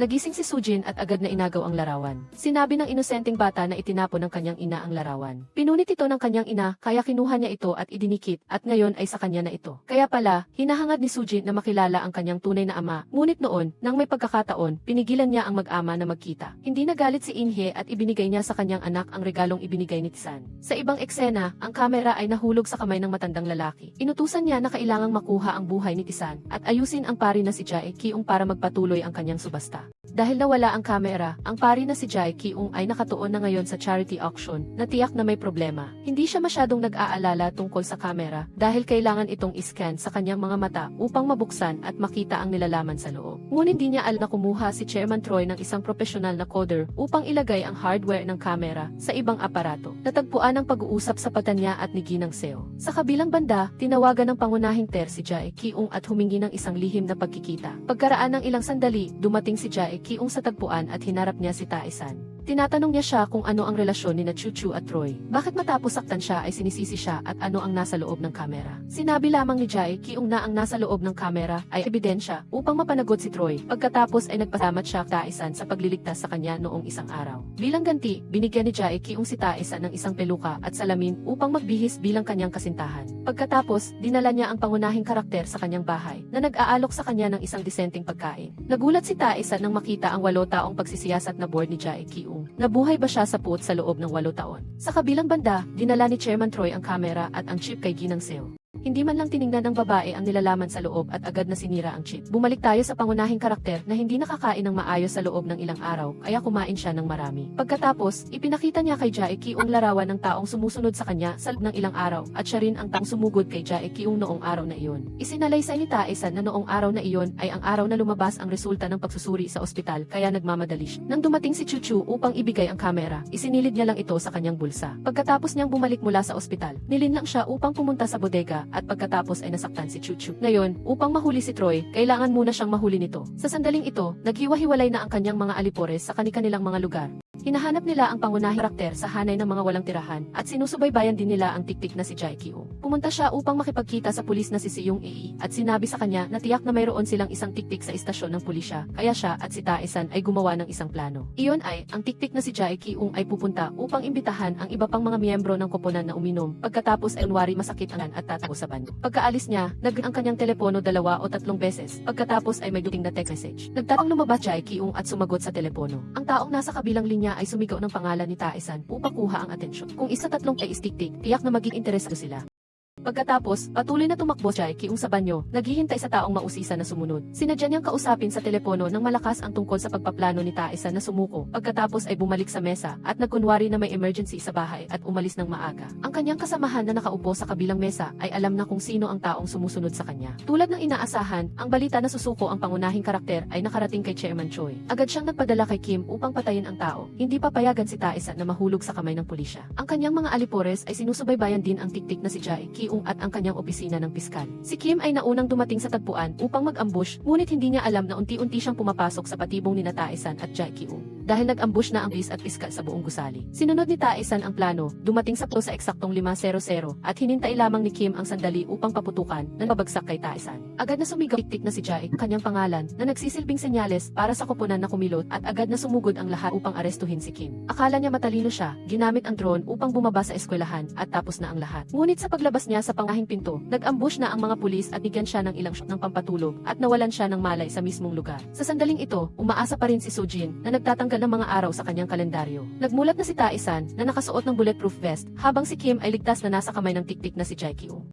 Tinawagan ni Chairman Choi si Kim upang kumustahin ang sitwasyon. Nang marinig niya ang boses ni Jae Kyung, agad siyang natakot at ibinaba ang telepono. Samantala, ang pangunahing karakter ay tumatakas mula sa paghabol ng pulis na si Seung-gu. Sa totoo lang, ayaw ni Seung-gu na hulihin si Tae-san at ipakulong, gusto niya lang siyang tanungin. Nang marinig ang pangalan ng kanyang anak, nagpakita si Tae-san. Sa kabilang banda, matapos mahulog sa kamay ng pulisya, walang sinabing kahit isang salita si Kim. Nang kunin ang kanyang fingerprints, nagulat ang tiktik na si Jae Kyung dahil hindi siya isang Korean national. Sa makatuwid, wala siyang karapatan na arestuhin siya at kailangan niyang makipag-ugnayan sa mga dayuhang pulisya upang arestuhin ang taong ito. Matapos makipag-usap sa pangunahing karakter, galit na galit si Seung-gu, sumugod sa bahay at sinakal si Choi dahil sa paglabag sa kanyang pangako na makukuha ang kamera at sisirain ang tao. Lumabas na, upang iligtas si Sujin, pumayag si pulis Seung-gu kay Choi na dalhin ang kamera sa kanya. Kung hindi, sasaktan nito si Tae-san at Sujin at wala nang magdodonate ng bone marrow. Kaya, nang tumakbo siya sa tindahan ng kasintahan ni Seo, tinanong ni pulis Seung-gu ang tungkol sa kamera at pagkatapos ay nagpadala ng mensahe ng address kay Choi. Ngunit hindi niya alam na hulog siya sa isang tibong. Nangako lang ito, ngunit hindi tinupad. Ginagamit pa ni Choi ang bagay na ito upang takutin si Seung-gu. Kung malaman ng babaeng si Inhae na ikaw ang nagbunyag ng lokasyon ng kamera sa akin, paano siya mag-react? Kaya mong harapin ang sarili mong problema dahil ikaw ang gumawa ng bitag. Sa kabilang banda, dumating ang abogado ni Kim at nagpakita ng kanyang V. Siya ay isang Pranses na nag-aaral ng wika at pagkuha ng litrato sa Korea. Bukod pa rito, wala siyang baril upang saktan ang sinuman at hindi nakita ang bangkay ni Tae-san, kaya hindi siya maaaring mahatulan. Ang telepono na ginamit upang makipag-ugnayan kay Chairman Choi ay nakuha ni Kim. Sa ilang simpleng pagsisinungaling lamang, pinalaya si Kim sa kabila ng kawalang kakayahan ng tiktik na si Jae Kyung. Ngayon, masasabing nasayang ang kanilang pagsisikap. Bumalik siya sa bahay upang sabihin kay Tae-san na nabigo ang misyon. Ang taong ito ay masyadong detalyado, mas mahirap siyang hulihin dahil siya ay dayuhan. Dahil walang magawa, si Tae-san ay kailangang mag-isip ng ibang plano upang mabawi ang kamera. Alam niya na si Chairman Choi ay isang taong kailangang hawakan ang mga lihim ng ibang tao. Hindi niya sisirain ang kamera dahil mayroong ebidensya sa loob na magpapanagot sa kanya at kay Ginang Seo. Kung mabago ang isip babae, mayroon siyang bagay na magagamit upang mabuhay. Balak ni Tae-san na pumunta mismo sa bahay ni Chairman Choi upang hanapin ang kamera. Una, kailangan niyang mawaan ang estruktura ng lugar, kaya kailangan niyang makahanap ng isang taong dating tira doon at walang iba kundi ang matandang lalaki. Ngunit nakita ng isang tao ang anino niya at ipinaalam sa agad na inutusan ni Chairman Choi na pumunta ito upang mag-imbestiga. Ngunit nang makarating siya sa lugar, huli na siya dahil nauna nang umalis ang pangunahing karakter. Siya ay maaari lamang maglabas ng kanyang galit sa kanyang mga alipores at sinabi nila ang ilang mga bagay nang hindi nila sinasadya. Ang pagkamatay ni Chu ni Chairman Choi at ilang iba pang plano ay nasabi at hindi nila alam na mayroong nakatagong mikropono sa malapit. Kinabukasan, nagmaneho ang pangunahing karakter at ang pari na si Jae Kyung upang makipagkita sa matandang lalaki. Pumasok ang dalawa sa isang maliit na tindahan upang kumain, pagkatapos ay nagsimula silang pag-usapan ang layout ng bahay ni Choi. Nalaman nila na gumagamit sila ng pampainit sa dingding upang itago ang pinto sa silong. Sa ibang eksena, lumitaw si Jae Kyung at ang pulis na si Seung Cebu sa harap ng bahay ni Chuchu, kung saan mayroong isang kotse na nakaparada doon sa loob ng mahabang panahon. Sa kabutihang palad, ipinakita sa kanila ng asawa ng may-ari ng kotse ang dashcam footage. Sa tape, lumitaw ang kotse ni Chairman Choi sa harap ng bahay ni Chuchu at hinalikan siya bago siya sinaktan. Pagkatapos noon, agad na dinala ng pari na si Jae Kyung ang kanyang mga tauhan upang arestuhin si Chairman Choi ng hayagan. Agad ding nakatanggap si Ginang Seo ng tawag na nagpapaalam sa kanya at natakot siya na baka idamay siya ng lalaking iyon sa korte. Nakaupo sa harap ng interrogation table, kahit na pinapanood ang tape ng kanyang kotse na nakaparada sa harap ng bahay ni Chuchu, alam ni Chairman Choi na walang pitang footage si Jae Kyung na pumasok siya sa bahay. Kaya mayabang pa rin siya. Sa kabilang banda, nalaman din ng pangunahing karakter na naaresto na ito. Siya ang matandang lalaki ay handa ang kanilang mga kagamtan upang pasukin ang bahay ni Chairman Choi. Ang matandang lalaki ay nagkunwari na naghila ng karton, habang ang pangunahing karakter ay nagtago sa tumpok ng papel upang dayain ang mga security guard. Sinusubukan din ng pari na si Jae Kyung na panatilihin si Choi. Matagumpay na nakapasok si Tae-san sa bakuran nito. Pagkatapos, gumamit siya ng isang espesyal na makina upang mag-drill ng walang ingay at isang remote control wire upang buksan ang hawakan ng pinto. Ngunit sa loob, nakasalubong niya ito at si Kim. Masaya si Choi na niloko niya ang pangunahing karakter at isinalaysay ang kwento. Nang iniimbestigahan siya ng pari na si Jae Kyung, tinawag siya upang makipagkita sa pinuno ng departamento. Gusto ng pinuno ng departamento na palayain niya muna si Choi at pagkatapos ay humingi ng isang arrest warrant. Kung hindi, maaaring kasuhan siya ni Choi ng iligal na pag-aresto. Ngunit sa daling ito, dumating si Ginang Seo upang humingi ng warrant. Sa kanyang salita, naniwala ang hukom.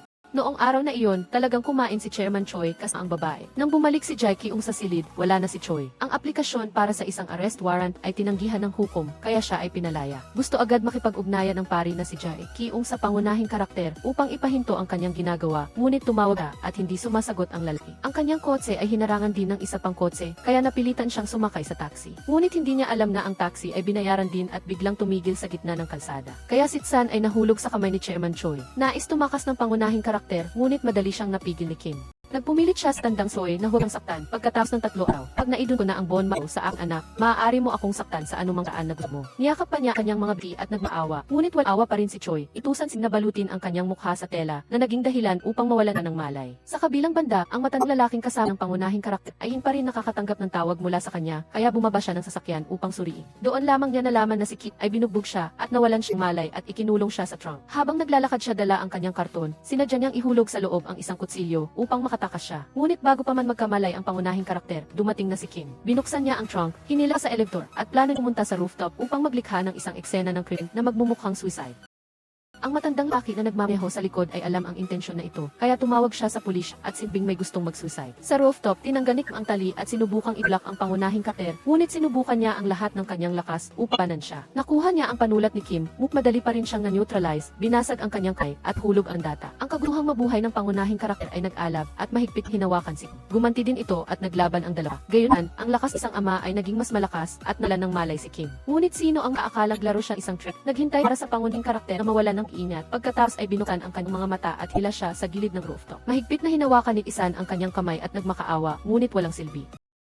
Sa kabutihang palad, dumating ang matandang lalaki, ngunit mukhang kilala niya si Kim at tinawag pa siyang anak. Sinamantala ang pagkakataon na lingon si Kim sa matandang lalaki, sinipa siya ng pangunahing karakter at hinila ang matandang lalaki upang tumakas. Dahil sa kabiguan ng misyon, sinampal ni Chairman Choi si Kim ng ilang beses hanggang sa nahilo siya. Sumusunod siya sa utos kaya hindi siya lumaban o nagtanggol sa sarili. Sa kabilang banda, ipinagtapat ng pulis na si Seul Lee kay Inhye ang lahat na siya ang nagbunyag ng lokasyon ng kamera. Ito ay dahil nagtiwala siya sa maling tao. Naniwala siyang hindi sasaktan ni Choi si Tae-san kung makuha niya ang kamera. Ngunit ngayon ay nalaman niya na siya ay masyadong inosente. Nang marinig ang boses ni Tae-san, alam ng batang babae na ito ang kanyang ama, kaya agad niya itong tinawagan. Nang matanggap ang tawag mula kay Inhye, labis na nag-alala si Tae-san. Ngunit nang marinig niya ang boses ng kanyang anak, mas gumaan ang kanyang pakiramdam. Matapos makipag-usap sa kanyang anak, nagising ang matandang lalaki. Ikinuwento na dati ay nawalan ng anak at kamukha ito ni Kim, kaya hindi pa siya makaalis at kailangan manatili upang mag-imtiga. Bumalik tayo kay Inhye. Dahil hindi niya makro si Tae-san, lumipat si Choi sa kanya. Pumunta sa tindahan at tinakot siya. Nang lumabas si Inhye upang magpadala ng text message para humingi ng tulong, dinukot siya ng isang hinkilalang tao. Sa kabilang banda, naghagis si Tae-san ng smoke bomb sa pawn shop na naging daan upang masuffocate ang dalawang alipores at tukas. Pagkatapos, agad siyang pumasok upang kunin ang recorder.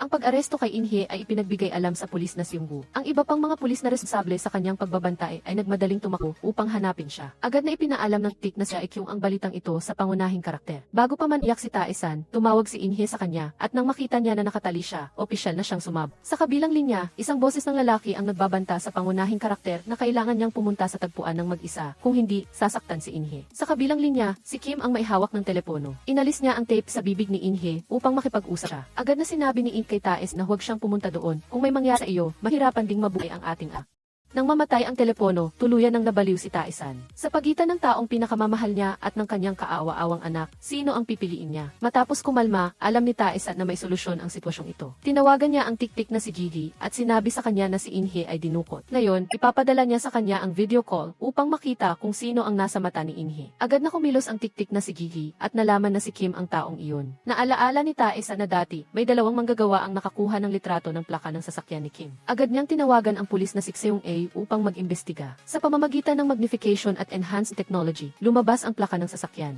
Iyon ay isang Francis na kotse na may address sa isang kalapit na photo studio at punta na doon ang pulis na si Seung AC para sa pangunahing karakter upang masiguro ang kaligtasan ni Inhe. Sinunod niya ang mga tagubili ni Kim at nagmaneho sa tagpuan. Pagkatapos, sumakay siya sa kotse na inihanda nito at nagmaneho ayon sa itinakdang ruta sa loob ng sasakyan. Sa kabilang banda, upang makapasok sa ospital, inutusan ni Chairman Choi ang isang tao na bigyan ng inuming may gamot ang mga security guard at nurse. Di nagtagal, natulog silang lahat at maari siyang pumasok at lumabas sa ospital nang hindi natatakot na may makakita sa kanya. Pagkatapos niya ng bahala sa mga kamera, pumunta siya upang makipagkita sa batang si Jin. Hindi alam ng batang babae na isa itong demonyo, kaya masaya pa rin siyang nakipag-usap sa kanya. Sinabi ni Choi na dadalhin niya si Sujin upang makita ang kanyang ama at matagumpay siyang naloko upang abas. Sa kabilang banda, unti-unting napagtanto ng pangunahing karakter ang plano ng mga taong ito. Dinukot nila si Inhe upang maakit ang mga pulis na lumabas sa ospital at pagkatapos ay dukutin si Sujin, kaya agad na ikot si Ki-san sa kabaligtaran direksyon. Sa sandaling ito, upang maiwasan ang mga mata ni Choi, kinuha ng pulis na si Jae Kyung ang kotse ng isang shipper at nagmaneho palabas. Sa ospital, biglang naalaala ng batang si Sujin ang payo ng kanyang ama na manatili lamang sa kanyang ina at huwag sumama sa mga estranghero. Kaya, sinadya niyang ihulog ang kanyang sinelas at hiniling kay Choi na pulutin ito. Sinamantala ang pagkakataon na pinupulot niya ito, tumakbo siya sa elevator at umakyat sa palapag upang tingin ang doktor. Nang makita niyang may mali, tumakbo ulit siya. Hinabol siya nito sa lugar na pinagtataguan ni Sujin.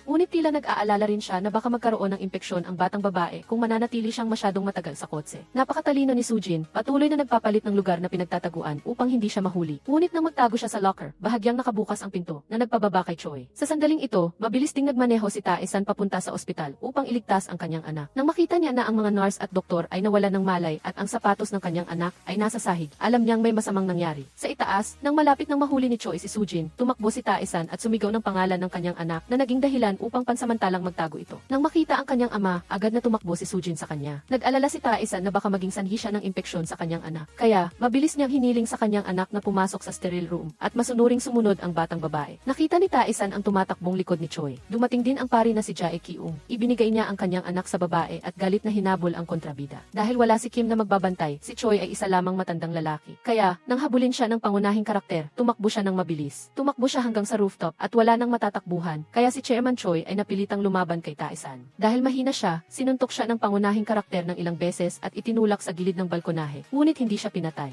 Ang pagpatay sa taong ito ay masyadong madali, kailangan siyang makulong at mawala ang kanyang kalayaan upang mabayaran ang lahat ng masamang ginawa niya sa ibang tao. Pagkatapos makataka si Choi mula sa isang sakuna, kinutya niya ang pangunahing karakter, "Duwag ka, hindi mo kayang saktan ang isang tao. Ang pagpapatawad mo sa akin ngayon ay ang pinakamalaking pagkakamali sa buhay mo." Sa ibang eksena, narating ng pulis na si Seunggu ang photo studio kung saan nakakulong si Inhe. Mayroon lamang dalawang alipores na nagbabantay sa labas ng pinto at madali niya silang napabagsak. Sinubukan ng isa na gumamit ng kutsilyo, ngunit nang makita niya na hindi niya kaya ang baril, tumakas siya. Matagumpay na nakapasok si Seunggu at nailigtas ang nanginginig na si Inhe. Tinawagan ng tik-tik na si Jae Kyung si Tae-san upang ipaalam sa kanya na ligtas na si Inhe. Inayos din niya para kay Tae-san na makapasok sa sterile room at makipag-usap sa kanyang anak ng hayagan. Ang ngiti ng batang babae ay matamis, dalisay at malinaw tulad ng dati. Masayang masaya Sojin na makilala ang kanyang tunay na ama. Sinamantala ng mag-ama ang oras upang magbahagi ng masayang kwento sa isa. Bago umalis, umiyak si Tae-san. Mayroon siyang anak, ngunit kailangan pa rin niyang makita ang kanyang anak ng palihim. Sa lobby ng ospital, dinala ng pulis na si Seunggu si Inhe upang makita ang kanyang anak. Nang makita ligtas siya, naging panatag Tae-san. Tuwang-tuwang sinabi ni Sojin sa kanyang ina na dahil sa kanyang ama, hindi siya huli ng masamang lalaki.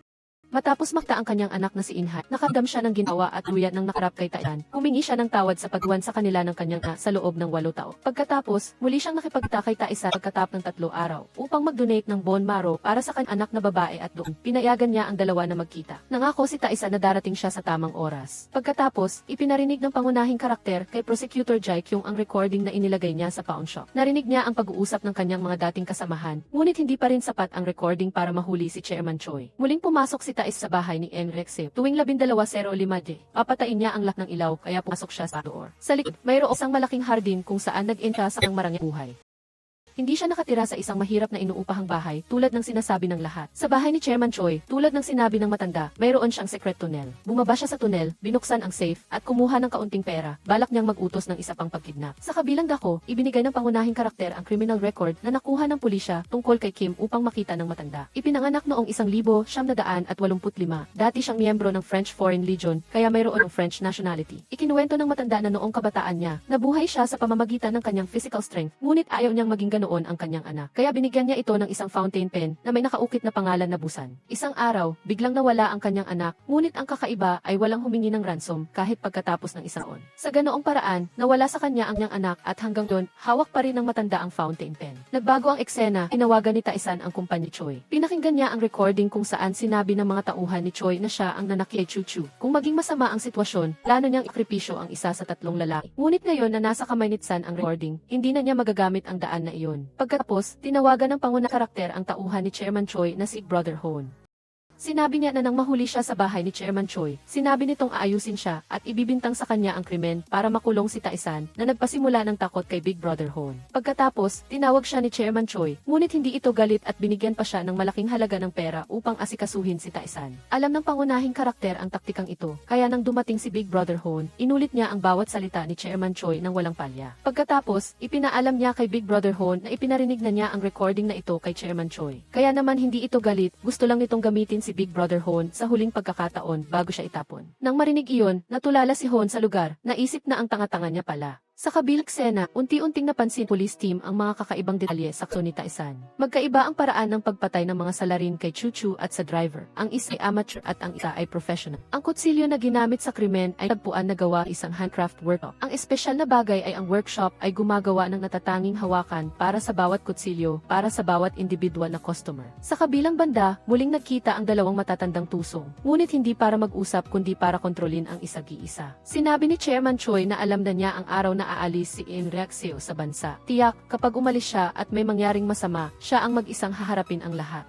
Kaya, nagbabala siya kay Rexeo na huwag umalis ng South Korea hanggang hindi pa nila naaasikaso si Taisan at Prosecutor Seo na ikinagalit ni Rexeo. Makinig ka, Congressman Seo, kailangan mo akong iligtas mula sa kaso ni Chuchu. Nakatutok na sa akin ang mga pulis. Kung mamamatay ako, hindi ka rin mabubuhay at ang iyong baldado na anak. Dahil nasa parehong bangka na sila, kailangang lunukin ang kanyang galit at tulungan si Chairman Choi. Sa kabilang dako, mayroon ding sariling plano sina Prosecutor Jae Kyung at ang pangunahing karakter. Sinubukan pa rin ng matanda na makipag-ugnayan sa kanyang anak, ngunit walang pakialam si Kim. Sabi nga nila, ano ang iyong ginagawa, kailangan mong magkaroon ng sarili mong estilo, kahit na ikaw ay isang wanted na kriminal.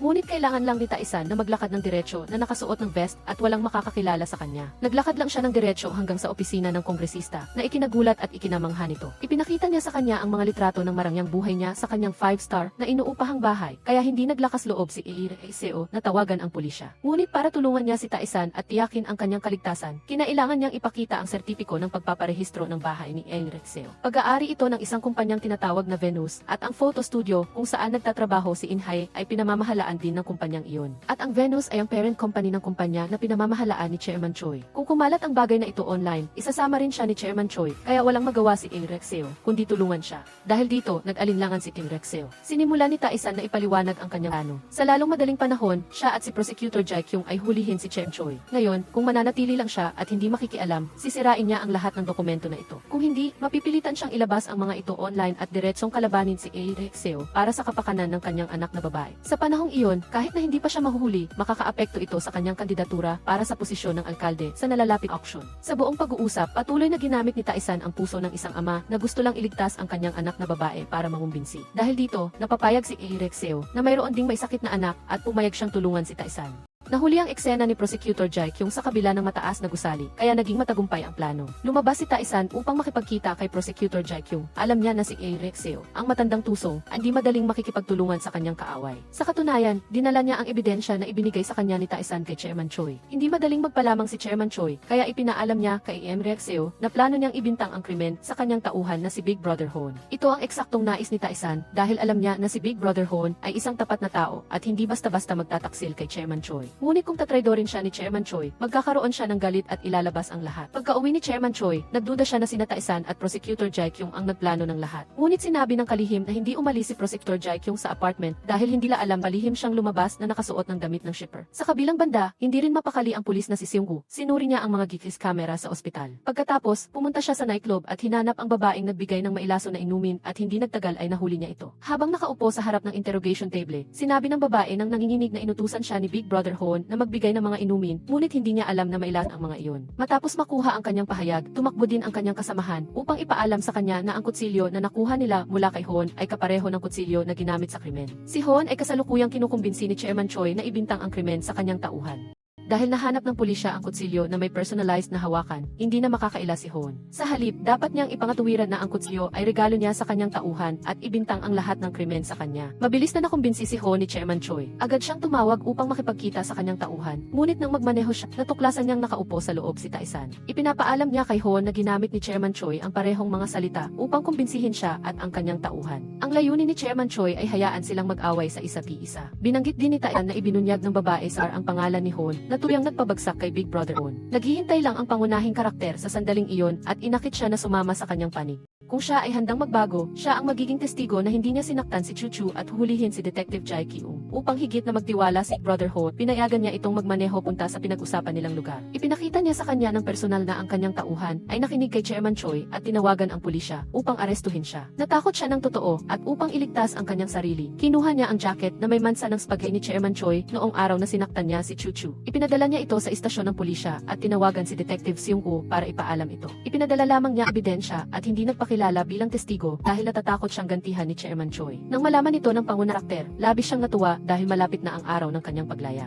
Ang jacket ay ligtas na nasa kamay ng kapitan at ni Detective Jae Kyung. Bumalik si Kim. Naghanda na siya ng mga baril at ala upang asikasuhin si Tae-san, ngunit nakatanggap siya ng mensahe mula sa matanda. Nagpadala siya sa kanya larawan nila noong bata pa siya, kasma ang paalala. Ibinigay ko sa iyo ang fountain pen na iyon upang sumulat, hindi upang gamitin bilang isang kutsilyo, ngunit wala pa rin itong epekto sa kanya. Sa kabilang banda, nang magkaroon ang pulisya ng sapat na ebidensya upang arestuhin si Chairman Choi, wala na siya doon dahil tumakas na siya dala ang kanyang pera at ginto. Bago iyon, humingi muna siya ng tulong Mrex at magpapatuloy pa rin ang auction at maghihiwalay na sila pagkatapos. Sa oras na ito, ibinalita sa GE na pinatunayan ng pulisya na walang kasalanan si Tae-san. Ang tunay na salarin na nanakit kay Chuchu ay si Chairman Choi at ngayon isa na siyang wanted kriminal. Kasama pa rin niya ang kanyang kalihim at si Kim. Paalala ng kalihim na kailangan niyang sumakay ng barko ngayong gabi upang tumakas, ngunit ayaw niya. Kailangan niyang asikasuhin si Tae-san bago magnegatibo siyam ng umaga bukas na siyang araw ng operasyon ni Sujin. Naiintindihan ni Tae-san ang masamang balak ni Chairman Choi kaya nakiusap siya sa doktor na gawin ang operasyon ngayon. Samantala, in-upload ni Detective Jae Kyung at ng kalihim ang mga larawan ng pagtutulungan ng pangunahing karakter noong wanted criminal pa siya at ni Ae Seo online. Agad na nagulat ang prosecutor office at ang publiko. Pinuntahan ng mga mamamahayag ang opisina ni Ae Seo, ngunit syempre, itinanggi niya ito, sinasabing ito ay edited na larawan. Ngunit ito mismo ang kadena na pumigil sa kanya sa pakikialam sa pag-aresto kay Chairman Choi. Ngayon, lumabas na ang tiktik sa istasyon ng pulisya. Siya ang nag-leak ng mahalagang impormasyon kay Chairman Choi. Ngayon, inatasan pa siyang magbantay sa ospital at ito ang magiging huling impormasyon na ibibigay niya kay Chairman Choi, kaya humingi siya ng 1 bilyong won para sa impormasyon. Nang malaman ni Chairman Choi na ang impormasyong ito ay may kinalaman sa operasyon, agad siyang pumayat. Dinala ng kalihim ang pera sa tiktik at nakuha ang impormasyon na ang operasyon ay magaganap ngayong gabi sa 1-0. Si Chairman Choi ay nakaisang plano na pasukin ang ospital at tutulungan siya ni Kim para personal niyang asikasuhin si Tae-san. Habang nakahiga si Tae-san sa hospital bed, umalis na si Chairman Choi. Bago siya umalis, nagtanong si Kim sa isang nakatagong kahulugan, "Ama, sino ba talaga ako?" Kaya, nagsimula siyang magduda sa kanyang pagkakakilanlan. Nagbabantay ang pulisya sa ospital, ngunit tila may isang lalaking nakasuot ng salamin sa camera room na tauhan ni Chairman Choi. Nakatanggap siya ng balita na nakalusot na ang sasakyan sa camera. Sa oras na ito, nagsimula na sina Kim at Chairman Choi na gumalaw at naghiwalay. Natagpuan ng tauhan ni Chairman Choi ang operating room ni Tae-san upang maghanda na gumawa ng masamang bagay sa kanya. Dahil si Taisan ay inilipat sa ibang kwarto, nagpadala sila ng mga tao sa mga lapit na kwarto. Ang pinaka nakakagulat sa lahat, ang taong nasa kwartong iyon ay ang matanda. Nagulat ang binata na nakita ang matanda na patuloy na nagsasalita sa kanyang harapan. Siya ang kanyang ama, ngunit hindi pa siya tinatawag ng kanyang anak na ama. Bahagyang lumuha si Kim, bagaman medyo nagulat, hindi niya matandaan kung sino ang lalaking nasa harapan niya. Upang gisingin ang mga alaala ng kanyang anak, dahan-dahang lumapit ang matanda sa kanya. Kinuha niya ang cap ng fountain pen mula sa bulsa ng kanyang anak at isinara ito sa kanyang sariling panulat. Namangha si Kim at nabitawan ang kanyang kutsilyo dahil nakilala na niya kung sino ang lalaking nasa harapan niya. Sa kabilang banda, malakas na sinaksak ni Chairman Choi ang kama, ngunit isa lang pala itong maniking. Galit na galit siya dahil naloko siya. Ang lahat pala ay isang panlilin lang lamang upang mahuli si Chairman Choi. Dahil sa katalinuhan at pag-iingat ng pangunahing karakter, naghanda na siya ng maaga laban kay Chairman Choi. Ipinapaalam din ni Detective Jai Kiung sa kanya ang tungkol sa pagtuklas ng tiktik sa loob ng istasyon ng pulisya. Sa oras na iyon, sinubukan din ng mga kasamahan na kumbinsihin ang tiktik na magbago at bibigyan siya ng palugi. Matapos makinig sa sermon, pumayag ang tiktik na magbago at nangako siyang tuwan silang akitin si Chairman Choi sa bita. Nagtanong ang isa mga empleyado sa camera room ospital na tulong na magpanggap. Masaya silang pumayag. Nagmamadali ang mga pulis na pasukin ang gali, na balak arestuhin si Chairman Choi. Ngunit hindi inaasahan ng sinuman na umakyat siya sa ventilation duct at lumabas. Sa kasamaang palad para sa kanya, mas mabilis lang siya kaysa sa pulisya, ngunit hindi kailanman magiging mabilis kaysa Taisan. Lihim na umakyat si Chairman Choi sa intrak upang tumakas mula sa ospital sa isang halatang paraan. Natagpuan ni Taisan ang kanyang lokasyon, kaya sinundan niya ang truck hanggang sa dulo. Tumakbo silang dalawa sa isang junkyard at sinunggaban ni Taisan si Chairman Choi sa liig at hinila siya palabas na balak siyang turuan ng leksyon. Naglaban ang dalawa, ngunit mabilis na nakatakas si Chairman Choi sakay ng sasakyan. Hindi rin magpapatalo si Taisan, kaya kumuha siya ng isang random sasakyan at hinabol siya. Dahil sa sobrang liit ng kanyang sasakyan, itinulak ito ng pickup truck ni Chairman Choi. Lalo pang nagalit si Taisan nang bumagsak siya sa mga scrap. Sinamantala niya ang sitwasyon at binangga ang truck ni Chairman Choi sa gilid, kaya hindi ito nakalaban. Bigla ang inatake, bumaba si Chairman Choi sa sasakyan at tumakas, kaya hindi siya mahanap agad ni Taisan. Bumitaw siya ng ilang lalait na salita na nagpahiya kay Chairman Choi upang lumabas. Sa huli, hindi na naig ang kahihiyan at lumabas na rin siya. Hindi niya alam kung anong motibasyon ang nagbigay sa kanya ng 100 beses na lakas kaysa sa normal. Gamit ang kanyang mga kamay, binali niya ang isang stick at pagkatapos ay sinipa niya sa mukha si Chairman Choi. Paulit-ulit siyang sinuntok sa mukha ni Chairman Choi. Sa loob ng 8 taon, dahil sa tao ito, hindi niya nakasama ang kanyang asawa at anak. Isang tao na naghahangad na mabuhay sa pagmamahal, ngunit walang nagmamahal sa kanya, na nagalit sa kanya. Alam ni Chairman Choi na hindi siya makalaban, kaya humiga lang siya at tinanggap ang mga suntok. Itinali siya ni Taisan ng lubid upang hindi siya makagalaw. Nagisi Chairman agad na sinunog ang lamit ang kanyang like.